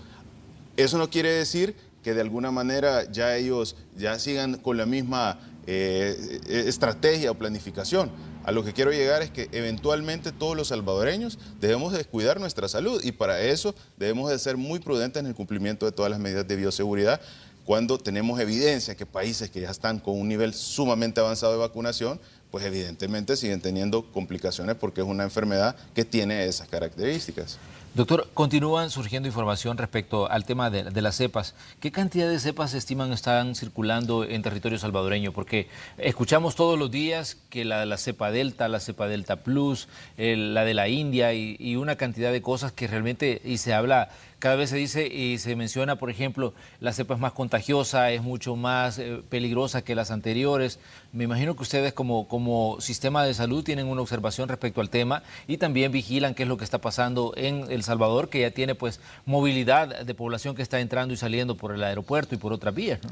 Nosotros lo mencionamos desde el inicio, cuando nosotros nos referíamos a que no se va a poder impedir el ingreso de cepas o de adaptaciones, de variantes del virus, y que la manera de retrasar esa llegada para avanzar en el proceso de vacunación era la solicitud del PCR. Y eso es muy importante porque así como en algún momento se preparó el sistema de salud para atender la pandemia porque sabíamos que inminentemente iba a llegar al territorio, así decidimos solicitar un PCR desde el año pasado para retrasar que estas variantes que habían demostrado mayor facilidad de transmisión se retrasaran y eso nos permitiera avanzar en la estrategia de vacunación. Eso ha sido la diferencia, por eso es que países que han tenido una situación muy desfavorable, como ha sido el país de la India, que tenía bastantes casos controlados, de repente presentó un incremento muy elevado, eso de alguna manera El Salvador lo previnió al iniciar la solicitud del PCR, ¿verdad? Esto nos permite avanzar en la vacunación. Ahora, un dato muy importante que debemos de tener en cuenta y es precisamente que todas las acciones que se están realizando van enfocadas en la prevención y en la protección personal. ¿Cuántas variantes hay? Existen adaptaciones del virus en una gran cantidad. Los coronavirus tienen la facilidad de venir y adaptarse en base a la región geográfica, al grupo poblacional y bastantes situaciones que dependen de cada una de las áreas. Nosotros identificamos inicialmente hasta 9 adaptaciones. Sí. Evidentemente, en el paso del tiempo, esto sigue avanzando. Una de estas adaptaciones tiene mayor facilidad de transmisión porque es la característica de ampliar la proteína S o esa adaptación en la proteína Spike que nos permite mayor adherencia al sistema de cada una de las personas. Y esto, evidentemente, se traduce en facilidad de transmisión y esto es un dato muy importante que debemos tener en cuenta. Ahora, ¿qué medidas vamos a tomar? Yo le pregunto a aquellos sectores de la sociedad que tratan de desinformar. ¿Qué medidas vamos a tomar ante la facilidad o el incremento de nuevas adaptaciones del virus? No sirve de nada alarmar a la población. sí sirve mucho decirle a la población, debe de seguir cumpliendo el protocolo de bioseguridad. No existe un tratamiento más adecuado del que ya se está implementando en El Salvador. Entonces, yo quisiera, de alguna manera, que aquellos sectores que se encargan de poner mucha desinformación, de alarmar a la población, nos ayuden a impulsar esas campañas de prevención, nos ayuden a impulsar ese fortalecimiento de los protocolos de bioseguridad para que realmente el objetivo, que es cuidar a la población, se cumpla, y no solo el objetivo de tal vez tener un poco de participación generando desinformación. Doctor, en este momento está habilitado para que las personas que de 30 años en adelante se vacunen, pero en otras partes del mundo sabemos que ya se está vacunando incluso a menores, gente de 16 años en adelante, e incluso aquí habían sectores, infectólogos, epidemiólogos, diciendo que se debería también considerar la vacunación de menores. ¿Ustedes en algún momento lo han considerado, doctor? Sí, es bien importante que se debería considerar. Yo creo que todavía existe evidencia científica que está en estudio. Hay varios países que han decidido acelerar hasta los 15 años, ¿verdad? Pero quisiera yo, de alguna manera, que deberíamos, en vez de generar una opinión, decir, sí, hay que vacunarlo, ¿verdad? Con este respaldo científico, con esta evidencia, con este nivel y con este grado de recomendación. Evidentemente, los países están dando sus aportaciones y esto continúa. Pero, ¿qué es lo que El Salvador tiene todavía de ventaja? Bueno, El Salvador está en un proceso que va escalonado, en un proceso que de alguna manera ha venido ordenado para, por orden de prioridades de aquellas personas que se complican, ir vacunando. Entonces, ahorita nos encontramos en 30 años. Si vamos a vacunar menores o no, eso todavía la evidencia científica lo está estudiando y nosotros todavía tenemos un margen de tiempo en esperar la evidencia más actualizada para poder tomar una decisión. ¿Por qué? Porque todavía estamos en el grupo etario de 30 años, que tiene mayor riesgo de tener una complicación a una persona de un grupo etario menor. Eso nos permite que en base a ese nivel de prioridades que vamos vacunando, esperemos la evidencia científica más actualizada para tomar una decisión. Evidentemente hay sectores o países o regiones que tienen poblaciones de menores con bastantes complicaciones relacionadas a problemas metabólicos, a problemas endocrinos, que puedan ser una de las razones del por qué adelantaron en su análisis propio, adelantaron el proceso de vacunación. Entonces creo que es muy importante el que tengamos todavía la tranquilidad de que en este marco de que seguimos vacunando el grupo etario de 30, vamos a esperar la evidencia científica más actualizada para tomar una decisión con el grupo etario de personas abajo de los 18 años. Doctor, cuando hablamos de los efectos en la salud de las personas de la COVID-19, personas que logran superar la enfermedad, han salido una cantidad de estudios muy interesantes donde se habla de que tiene efectos, digamos, en la salud mental de las personas. ¿Se ha detectado ese tipo de efectos aquí en El Salvador respecto, digamos, a personas que ya superaron la enfermedad y que en determinado momento están sufriendo de depresión, de problemas, digamos, relacionados que tienen que ver directamente con la salud mental? Porque uno de los últimos estudios decía eso, que se ha detectado que mucha gente que supera la COVID-19 tiene efectos graves en su salud mental. No, esto es algo que se está experimentando a nivel internacional. Quiero recordar, el mencionar una pandemia realmente tiene una trascendencia histórica que puede partir el tiempo. Sí. Ese es un dato que debemos de tener en cuenta. ¿Cuántos familiares, cuántas personas han perdido familiares, han perdido padres, han perdido madres, han visto a sus seres más queridos estar sumamente delicados o incluso tener complicaciones o experimentar estar extremadamente en una situación difícil por el COVID, una enfermedad que genera una dificultad para poder respirar, que uno siente que prácticamente no puede hacer nada para poder salir adelante? Entonces creo que evidentemente el trastorno que pueda generar a nivel de depresión o trastornos de la salud mental va a estar aquí y por un buen periodo de tiempo en lo que vamos superando el salir de esta pandemia que ha sido tan difícil. Van a haber efectos en la pandemia y van a haber efectos posteriores a la pandemia, y eso es a todo nivel, no solo en temas sanitarios, sino que en otros temas como todos conocemos, desde lo económico hasta temas muy importantes como lo social. Entonces creo que es algo que debe comprenderse cuando se hace el análisis de lo que representa una pandemia. No solo se trata de que es una enfermedad y que ya pasó, se trata de que es una enfermedad que ha parado el mundo, una enfermedad que ha generado millones de muertes en el mundo, y esto debe manejarse, como siempre decimos, con toda la seriedad y con la información orientada a salir adelante y no orientada a tratar de confundir o a generar más polémica del que debería de ser en este momento tan difícil de la humanidad. Doctor, el tema de las vacunas, ¿cuántas vacunas tiene a disposición El Salvador en este momento? Porque escuchábamos ayer que había llegado un donativo que hacía México, en este caso, que eran vacunas de AstraZeneca. Esta madrugada se anunciaba que había llegado otro lote de vacunas que era de Pfizer, unas donadas, las otras compradas de forma directa por el gobierno. Pero, ¿cuál es en sí la disponibilidad de vacunas para vacunar a toda esa gente que está pues esperando que le toque el turno a la hora de hacer su cita? Amanecemos con buenas noticias. Bueno, desde ayer, toda esta semana hemos estado con buenas noticias, y es el hecho de que este día llega el lote número 15, es la compra directa de las vacunas de Pfizer, con lo cual estamos teniendo 125,000 nuevas dosis. Son un poco más de 125,000 nuevas dosis de vacuna de Pfizer, más las 100,800 que llegaron el día de ayer de AstraZeneca de donativo. Esto nos permite seguir avanzando con el proceso de vacunación. ¿Cuánto tenemos a la fecha? Estamos ya cerca de alcanzar los 4 millones de dosis y digo, poquito a poquito hemos ido avanzando. Llevamos 3.7, un poco más de 3.700.000 vacunas en el territorio y siguen llegando vacunas y biológicos al país, lo cual nos permite seguir teniendo las condiciones o las herramientas necesarias para el proceso de vacunación.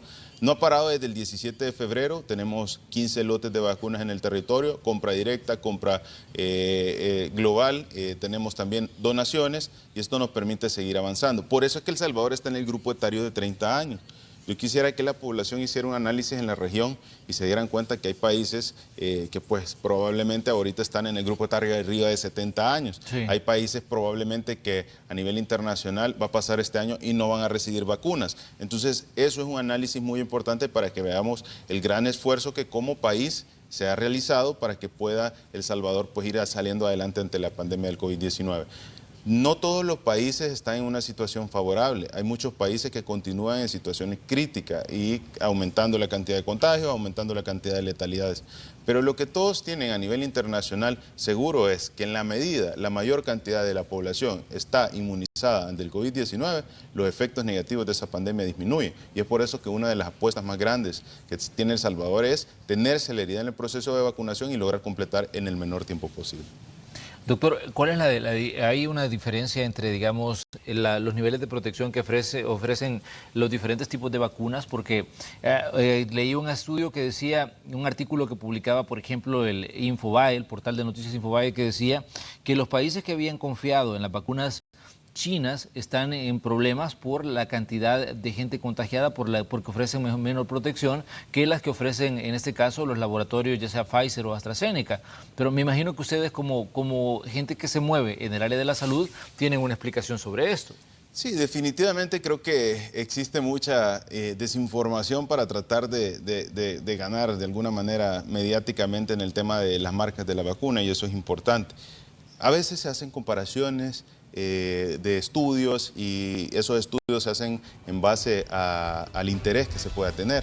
He escuchado a veces a especialistas decir, no, es que la evidencia científica dice que Pfizer puede proteger ante una adaptación del virus y la AstraZeneca puede proteger ante una adaptación en tal porcentaje, y de repente dicen, pero de la vacuna china no hay estudios, y eso no es totalmente correcto. Probablemente sí hay estudios que digan que tienen mejor seguridad, pero no se toman en cuenta a la hora de expresarlos mediáticamente. Entonces, creo yo que es una situación que debe ser manejada de manera sincera y sobre todo de manera de tratar de salir adelante y no de generar polémica para tratar de tener algún tipo de participación.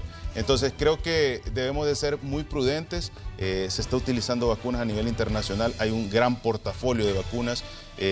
Platicaba yo ayer, por cierto, con uno de los delegados de México y me comentaba que pues, ellos tienen una de las mayores cantidades de portafolios de vacunas, y es bien interesante todas las diferentes marcas que tienen, y han identificado que definitivamente la vacuna está teniendo resultados muy favorables. Ahora, ¿De qué depende que una persona pueda tener una complicación y que se relacione a una vacuna o no? De que esta persona tal vez ha recibido una dosis de vacuna y deja de cumplir las medidas de protección. Y entonces si ya viene y tiene un contagio y una complicación, no, es que no tiene efectividad. Sí, pero no estaba ni completo el esquema de vacunación, ni se tomaron las medidas de protección. Otro dato importante es que debemos tener en cuenta es siempre debemos de seguir utilizando las medidas de protección, porque aunque usted reciba la vacuna de una de las marcas más reconocidas que tiene una efectividad según estudios de tanto por ciento, eso no quiere decir que a usted no le pueda dar una situación del COVID y que de alguna manera usted no pueda llegar a transmitir a otra persona. Las vacunas están diseñadas para protegerlo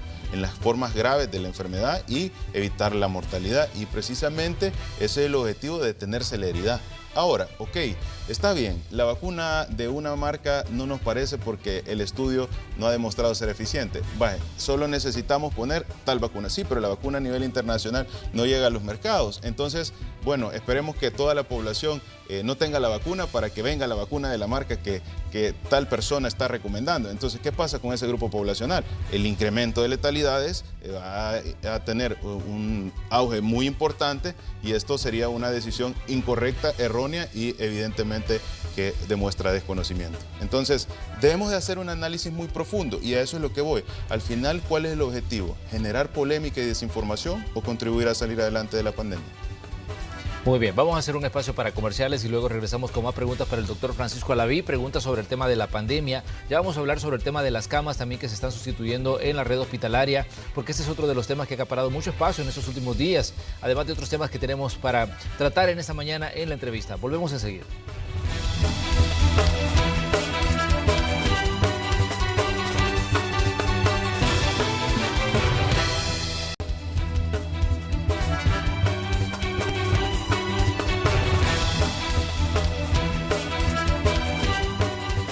Mañana de viernes 25 de junio de 2021 estamos cerrando la semana con una conversación con el ministro de Salud, el doctor Francisco Alaví, porque decíamos, hay todavía muchas dudas respecto al tema de la pandemia, qué se está haciendo, cómo va la vacunación, cómo está la atención en los hospitales, debo seguir utilizando la mascarilla o no, si ya me puse la vacuna o ya completé mi esquema completo de inmunización. Las recomendaciones que se siga utilizando todas las medidas de bioseguridad, que son básicamente 3, el uso de la mascarilla, la desinfección de las manos y también evitar las aglomeraciones. Eso es como parte del esquema que hemos venido mencionando desde que comenzó la pandemia ya por marzo de 2020, estamos a 2021 y seguimos avanzando con el tema, y como decíamos hay muchos datos circulando sobre esto. Pero doctor, en estos últimos días hemos hablado mucho también respecto al tema de la situación de los hospitales. Ustedes anunciaban que se iban a sustituir todas las camas de la red hospitalaria. De hecho, esta mañana usted daba declaraciones porque salía ya un cargamento de camas para uno de los hospitales de diferentes puntos del país. Y bueno, me imagino que ustedes ya tienen un esquema de cómo va avanzando este proceso y por qué es importante que haya camas nuevas o en buenas condiciones para atender a los pacientes. Sí, primero, para actualizar el día de ahora, creo que la población va a haber cumplido una deuda histórica en el sistema de salud y en un hospital tan importante, y es el Hospital Rosales. Esto es algo literalmente histórico, el poder decir esta sustitución de camas por camas hospitalarias nuevas, camas hospitalarias que van a tener las condiciones para poder atraer, nunca se había visto. Estamos hablando de la llegada de más de 650 camas, son aproximados de 670 las camas que van a llegar este día al Hospital Rosales para poder dar en uno de los centros de atención donde mayor concentración de pacientes y por supuesto pacientes tan delicados va a brindar un impacto directo. Más de 100 camiones para movilizar esto. A veces pensamos que una cama hospitalaria pues prácticamente es pequeña y se pasan y se pueden ir una encima de otra. No, es un despliegue de logística muy importante en el cual, pues gracias al esfuerzo y a la colaboración de todos los que participan en esta estrategia liderada por el presidente Bukele, el ministro de Gobernación, el ministro de Obras Públicas y por supuesto, lo más importante, cada uno de los que conforman ese ministerio, que son los que nos están dando ese apoyo, ahora se logran llegar estas camas a todo el territorio. 2 fases, la primera de ellas es el 50%, eso quiere decir la mitad de las camas hospitalarias y el otro 50% es en 120 días aproximadamente. Esto se ha hecho en 4 4 días, y esa es la meta que nos hemos propuesto, hacer llegar el primer 50% o completar esa primera fase en 4 días, miércoles, jueves, viernes y sábado, que hemos venido cada uno de ellos el 25% de las camas hospitalarias en la zona del oriente, de la región paracentral y central, de la zona metropolitana y del occidente del territorio. Ahora, ¿qué tiene de importante? Tiene de importante que una cama hospitalaria juega más que un papel de un área donde uno puede descansar en un hospital, porque en un hospital uno llega a tomar un tratamiento médico o farmacológico, y los tratamientos médicos incluyen diferentes posicionamientos del paciente para mejorar la situación fisiológica y salir adelante de una enfermedad. Por poner un ejemplo, un paciente que tiene un problema de insuficiencia cardíaca, eso quiere decir que el corazón está demasiado grande probablemente, y eso ha hecho que ya no sea tan funcional, requiere un posicionamiento que tenga una angulación de 90 grados incluso, o una angulación arriba de 30 grados, para poder tener una mejor facilidad del intercambio gaseoso y eso permitir salir adelante sin necesidad de tener que realizar una ventilación mecánica invasiva o colocar un tubo, cuando se puede manejar perfectamente con un respaldo a 90 grados y un oxígeno suplementario. Entonces, esos datos son tan importantes. Eso es por poner un ejemplo en toda la variedad de posiciones que tiene para el tratamiento médico, más en los pacientes que tienen alta especialidad o que tienen algún problema muy importante de salud. Ahora, ¿cuál era la situación que se tenía? Se tenían camas hospitalarias que prácticamente tenían 2 posiciones. El elevar la cama y el ponerle respaldo. Y esas posiciones no funcionaban porque eran camas que incluso tenían más de 20 años. Unas hasta podían tener quizás más de 50 años. Cuando ustedes pueden ver las imágenes, hay equipo médico, hay mobiliario que están desde las inauguraciones de los hospitales en la red pública de hospitales. Y es bien increíble el darse cuenta que el paciente que tiene un contacto o con lo que tiene mayor contacto directo en su ingreso hospitalario, evidentemente la cama, está en condiciones deterioradas o en condiciones que ni siquiera eran dignas. Ahora, el poder contar con la facilidad de posicionar una cama cómoda, una cama que va a disminuir incluso ciertas situaciones que se relacionan al permanecer mucho tiempo en una área, en una cama, hospitalaria, esto le va a dar un beneficio directo, y a esto se le suman también los diferentes complementos de la unidad de cuidado, que son mesas puente, que son atriles, que por años se ha sufrido. Ustedes pueden ver las imágenes, y yo creo que la población es el máximo testigo de esto cuando ha asistido a un área hospitalaria y ha visto que la cama hospitalaria que le tocó no se puede ni siquiera levantar el respaldo, y que los médicos incluso han tenido que colocar a veces almohadas, cajas de suero para poder levantar ese respaldo, o que la cama es muy alta, muy baja, y un paciente adulto mayor en una cama extremadamente baja, poder reincorporarse para ir al baño es toda una odisea. Entonces creo que ha sido muy importante el hecho de que la parte fundamental, donde se cumple el tratamiento médico farmacológico en un hospital, se cambie, y se cambia en el 100%. Por eso estas 2 fases, en una de ellas es la que estamos iniciando el día miércoles, que es el primer 50% de las camas hospitalarias, y en una segunda fase las otras 50 camas hospitalarias se den en nuestro país, porque va a ser un avance de calidad del sistema de salud. Doctor, hace unos días se decía que el Hospital El Salvador no tiene la disponibilidad de camas que se había anunciado desde un principio, pero me imagino que usted como ministro de Salud sabe qué es lo que está pasando en ese hospital. Totalmente falso, eso es una interpretación incorrecta de una tomada, de una declaración en una conferencia, y me pareció sumamente desagradable y malintencionada esa información.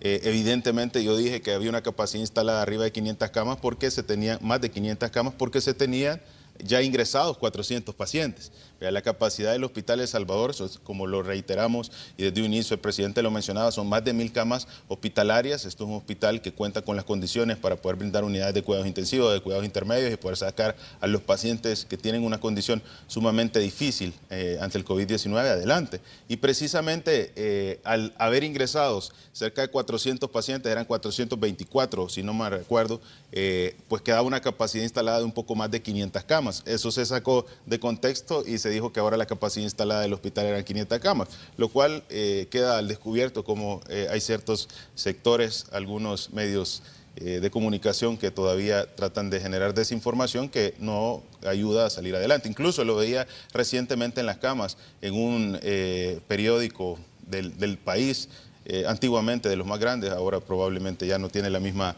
incidencia. Decir que las camas hospitalarias no tenían o no estaba adecuado hacer eso. Yo creo que evidentemente alguien que tiene la capacidad de ir a pagar el sistema privado, pues no comprende lo que significa que hay un recambio de camas, pero una persona y la mayoría de salvadoreños que hemos tenido un familiar ingresado en el sistema de salud pública, pues se valora el hecho de que ahora tenga unas condiciones mucho más agradables. Anteriormente, en los gobiernos pasados, y esto lo puedo decir con todo conocimiento porque ahí, precisamente en los gobiernos anteriores, yo estaba en mi proceso de formación, había colchones hospitalarios que estaban agrietados y hay pacientes que tienen que recibir su baño en la cama o pacientes que tienen que, pues por alguna razón no tienen el control de los esfínteres y pueden tener su micción, orinar en la cama, y todas esas secreciones se acumulaban en los colchones. Y posteriormente llega otro paciente y ese paciente utilizaba la cama, que tenía secreciones en el interior. Entonces, solo una persona que no ha usado el sistema de salud pública podría estar en contra de los diferentes avances que se están teniendo en el sistema de salud pública y que hemos observado han sido continuos, sostenidos y que han sido una de las decisiones que desde el inicio de la administración del presidente Bukele se ha tenido como pilar para poder dignificar y para poder desarrollar al país. No puede haber un desarrollo de un país si no hay condiciones de vida básicas para poder salir adelante. Doctor, se dijo también que parte de las camas que se estaban llevando a los otros hospitales eran camas que estaban instaladas en el Hospital El Salvador. Es muy importante esto, yo aclararé, estas camas una cantidad volumétrica bastante importante que no pueden ser almacenados. Bueno, el Ministerio de Salud no tiene un almacén de esa capacidad para poder recepcionar toda la cantidad de camas que ha venido y ese espacio, y han sido recibidas en diferentes almacenes. Evidentemente, el proceso de armado, de alguna manera, ya se ha realizado. Cuando ustedes ingresan una cama a un área hospitalaria, pues la recepción, el proceso de recepción del almacén es ponerle el código y los números y todo lo que corresponde a cada una de las camas. Entonces, consolidar la llegada de tantas camas en el territorio y tener almacenes que no tienen esa capacidad ponen en la necesidad de tener que ir de alguna manera utilizando diferentes almacenes para poder ir recibiendo, y eso implica los códigos. Ahora, ustedes han visto cómo hemos trasladado cada una de las camas nuevas, que todas las camas son nuevas, y lo que implica armar la cama en el lugar. Entonces, evidentemente, el poder avanzar con armar unas camas para que el servicio sea más fácil, eso nos permite a nosotros tener mayor celeridad en la estrategia de completarlo en 4 días, que es lo que nos hemos propuesto como meta, para que en 4 días ese 50% de las camas ya las esté utilizando la población salvadoreña. Incluso cada una de estas cajas que vienen empacadas, que la mayoría pues todavía las estamos trasladando así porque no podemos armarlas todas en un solo momento, requiere gracias al apoyo de centros penales, requiere tener hasta 8 personas para poder llevar la cama y luego desempaquetar la cama y luego comenzar a armar la cama y ponerle todos los accesorios que trae la cama, probar que todo esté en condiciones y por supuesto ponerlas en funcionamiento. Entonces es una estrategia que requiere una coordinación, una logística y bastante participación, y un punto importante es el espacio, por lo cual hacemos uso de todos los diferentes almacenes y ahora ya se está haciendo la consolidación. Doctor, la donación de vacunas, vimos cómo se movilizó vacunas de El Salvador hacia Islas de la Bahía, por ejemplo en Honduras, y la gente de Honduras que estaba pues a la expectativa de esos donativos, porque decían ellos que en algunos lugares donde había 100.000 habitantes solo les habían dado 60 vacunas, por ejemplo, y decían es imposible inmunizar a toda la población y a la gente que esté en alto riesgo si solo le dan esa cantidad de vacunas. ¿Tienen más requerimientos ustedes de vacunas de otros municipios de Centroamérica solicitando pues que se les dé algún tipo de asistencia, y si esto van a mantenerlo ustedes el donar? Definitivamente una situación de la vacuna es complicada, y partimos porque ha habido dificultad para el acceso equitativo a las vacunas a nivel mundial. Ahora El Salvador hizo todo lo necesario para que no sucediera eso y para que la población esté más segura, y hemos recibido de múltiples países solicitudes para poder apoyar. Apoyamos con lo que se puede apoyar sin afectar el ritmo de vacunación. Evidentemente esto es una ayuda para los hermanos, para el hermano país de Honduras que lo solicitó, y específicamente para el grupo poblacional que lo solicitó. No todos los grupos poblacionales lo solicitaron. Entonces, en ese sentido, estamos aportando un granito de arena para poder proteger a ese grupo de riesgo, a esa población. Quiero aclarar, una de las estrategias de acceso equitativo que existe es el programa de COVAX, que todos escuchamos. Y quiero mencionar algo. En el programa de COVAX, desde un inicio, estaba claro establecido que cada país iba a recibir el 20% de vacunas de su población. Eso quiere decir que si tenemos una cantidad de personas, solo iban a llegar el 20% de vacunas para ese total de población. Entonces, de entrada sabemos que no reciben al 100% las vacunas porque deben distribuirse a todo el mundo y de esta manera disminuir los efectos negativos de la pandemia. Entonces, ¿qué hizo El Salvador? El Salvador, pues, participó en la estrategia COVAX, que nos permite tener un porcentaje de cerca de 2.6 millones de vacunas, pero también hizo sus gestiones nacionales para poder garantizar el mayor acceso a las vacunas posibles y de esta manera protegerlo. Ahora, hay países que han tenido esas dificultades. Sé que es difícil, sé que pues se oye o al conocer de la donación se quiere tener acceso a una donación, pero El Salvador va a un paso también de poder generar su inmunidad y eso nos permite poder colaborar con cierto porcentaje. Y a pesar de esa colaboración, El Salvador recibe más bendiciones. El Salvador dona 70.000, un poquito más de 74.000 vacunas y recibe en donaciones 258.000 vacunas. Entonces, definitivamente, eso nos dice a nosotros la capacidad y, por supuesto, que ayudar nunca va a estar de más. Siempre es muy importante el poder apoyar cuando alguien lo necesita. Estados Unidos también estaba anunciando que iba a hacer una importante donación de vacunas a diferentes países del mundo. ¿Está incluido El Salvador entre esos países que van a recibir algún tipo de donación de Estados Unidos? Hemos visto cómo ha hecho el anuncio pues el gobierno de Estados Unidos a través de las diferentes autoridades. Al momento todavía estamos nosotros en ese proceso, no hemos recibido esa comunicación, pero en su momento pues vamos a tener mayor información. Un dato que cabe aclarar es, hay países que tienen un avance bastante importante en el proceso de vacunación, pero siempre hay sectores o grupos poblacionales que probablemente todavía no han recibido la vacuna. Claro. Y que quisieran recibirla ya, como sucedió en el país cuando iniciamos la vacunación de las personas arriba de 60 y probablemente las personas de 30 o 40 años queríamos recibir la vacuna. Claro. Entonces, eso siempre va a existir. Por eso debemos tener muy claro que el proceso de vacunación obedece a los grupos prioritarios porque tienen mayor facilidad de complicación. Ahora, ¿qué hizo El Salvador para poder apalear un poco esto? Pues tratamos de hacer el proceso de vacunación en el menor tiempo posible. Y quiero recordar, iniciamos el 17 de febrero. ¿verdad? Y ahorita estamos en junio y vamos aproximadamente en el grupo etario de 30 años. Eso quiere decir que en un corto periodo de tiempo hemos logrado poner el acceso de la vacuna o facilitar el acceso a la vacuna a diferentes grupos poblacionales del país, que no está sucediendo en otros países y que nos permite estar como país mucho más seguro, reactivar nuestra economía más rápido y por supuesto salir adelante de la pandemia en menor tiempo. Ese siempre ha sido el objetivo.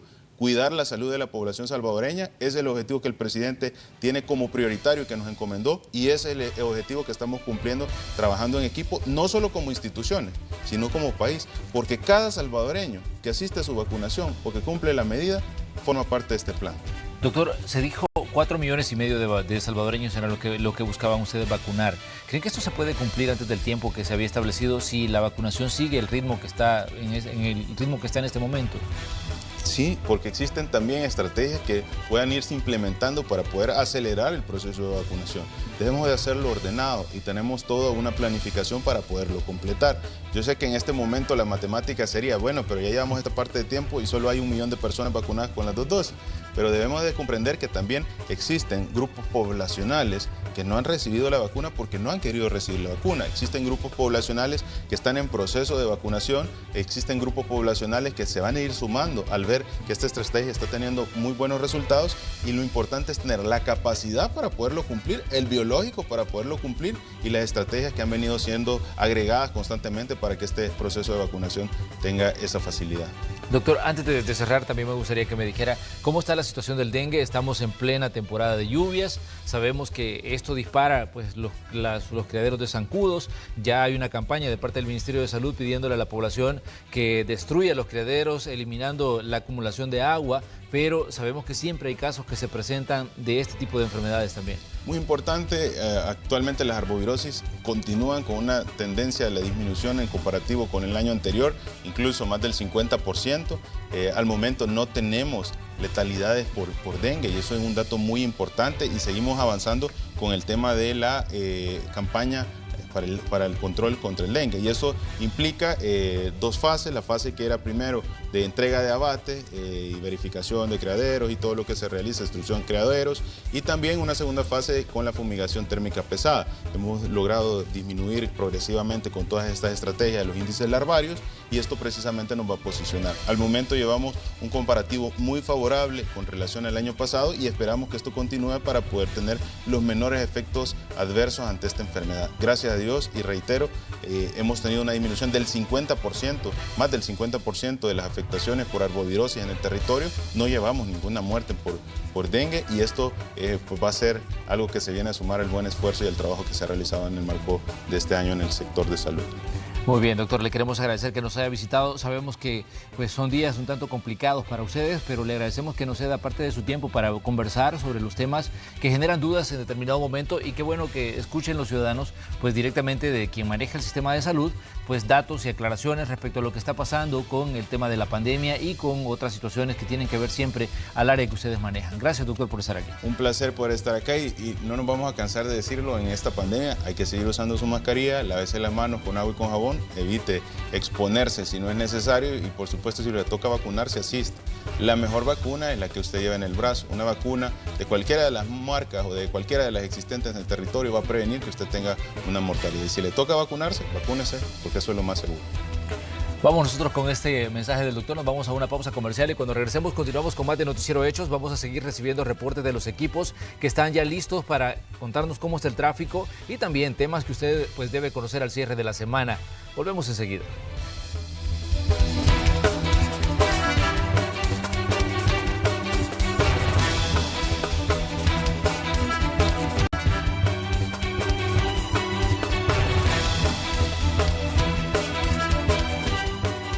Bien, gracias por continuar con nosotros. Gracias a Manuel Burgos y a su invitado por la entrevista en los últimos minutos. Ya son las 7 de la mañana con 34 minutos. Vamos a establecer contacto con Marcela Rivera. Nos tiene una actualización de información. Marcela, adelante. Para las personas que vienen o ya están buscando incorporarse hacia el Boulevard Orden de Malta, pueden hacerlo sin mayores inconvenientes. Estamos viendo que son pocos los vehículos que por el momento se mantienen transitando en esta zona. Recordemos que uno de los puntos más complicados es precisamente para los que ya están buscando este bulevar, y a la altura de Redondel también tiende a complicarse la situación. Para que no se vaya a confiar, es día viernes y el tránsito vehicular tiende a complicarse en diferentes puntos del país. Pero también les voy a mostrar cómo se encuentra otra de las arterias principales y es precisamente la carretera panamericana.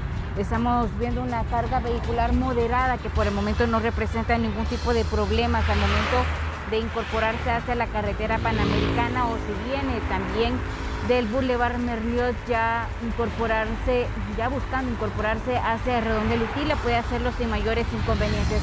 Les muestro cómo se encuentra un poco más adelante para que ustedes vean que tampoco hay ningún tipo de inconvenientes al momento de pasar por esta arteria.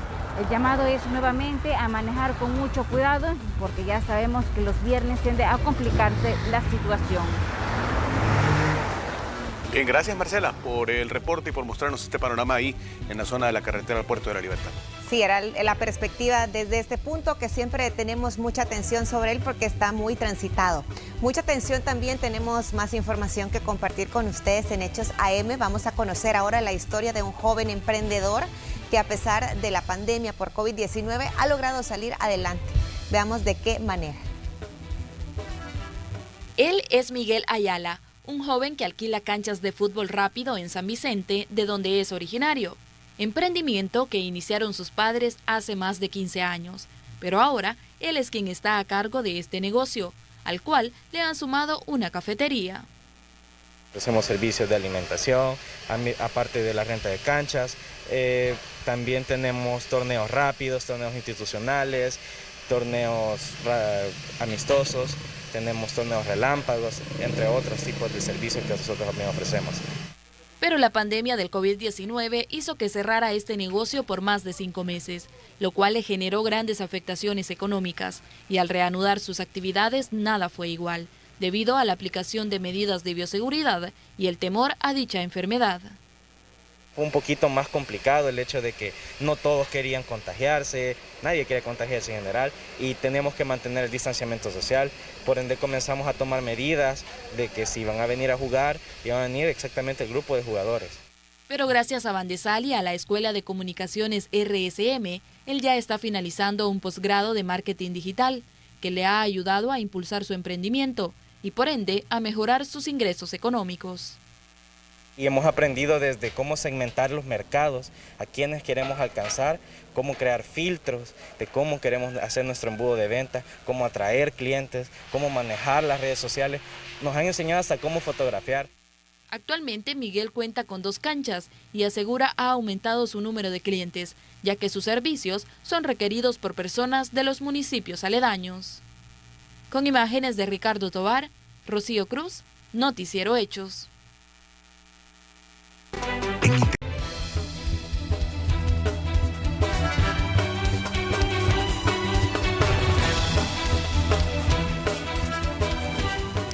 Bien, vamos a continuar con más de Hechos AM. Momento que monitoreemos el tráfico. Vamos con el reporte de Dani Guarita. Dani, te escuchamos.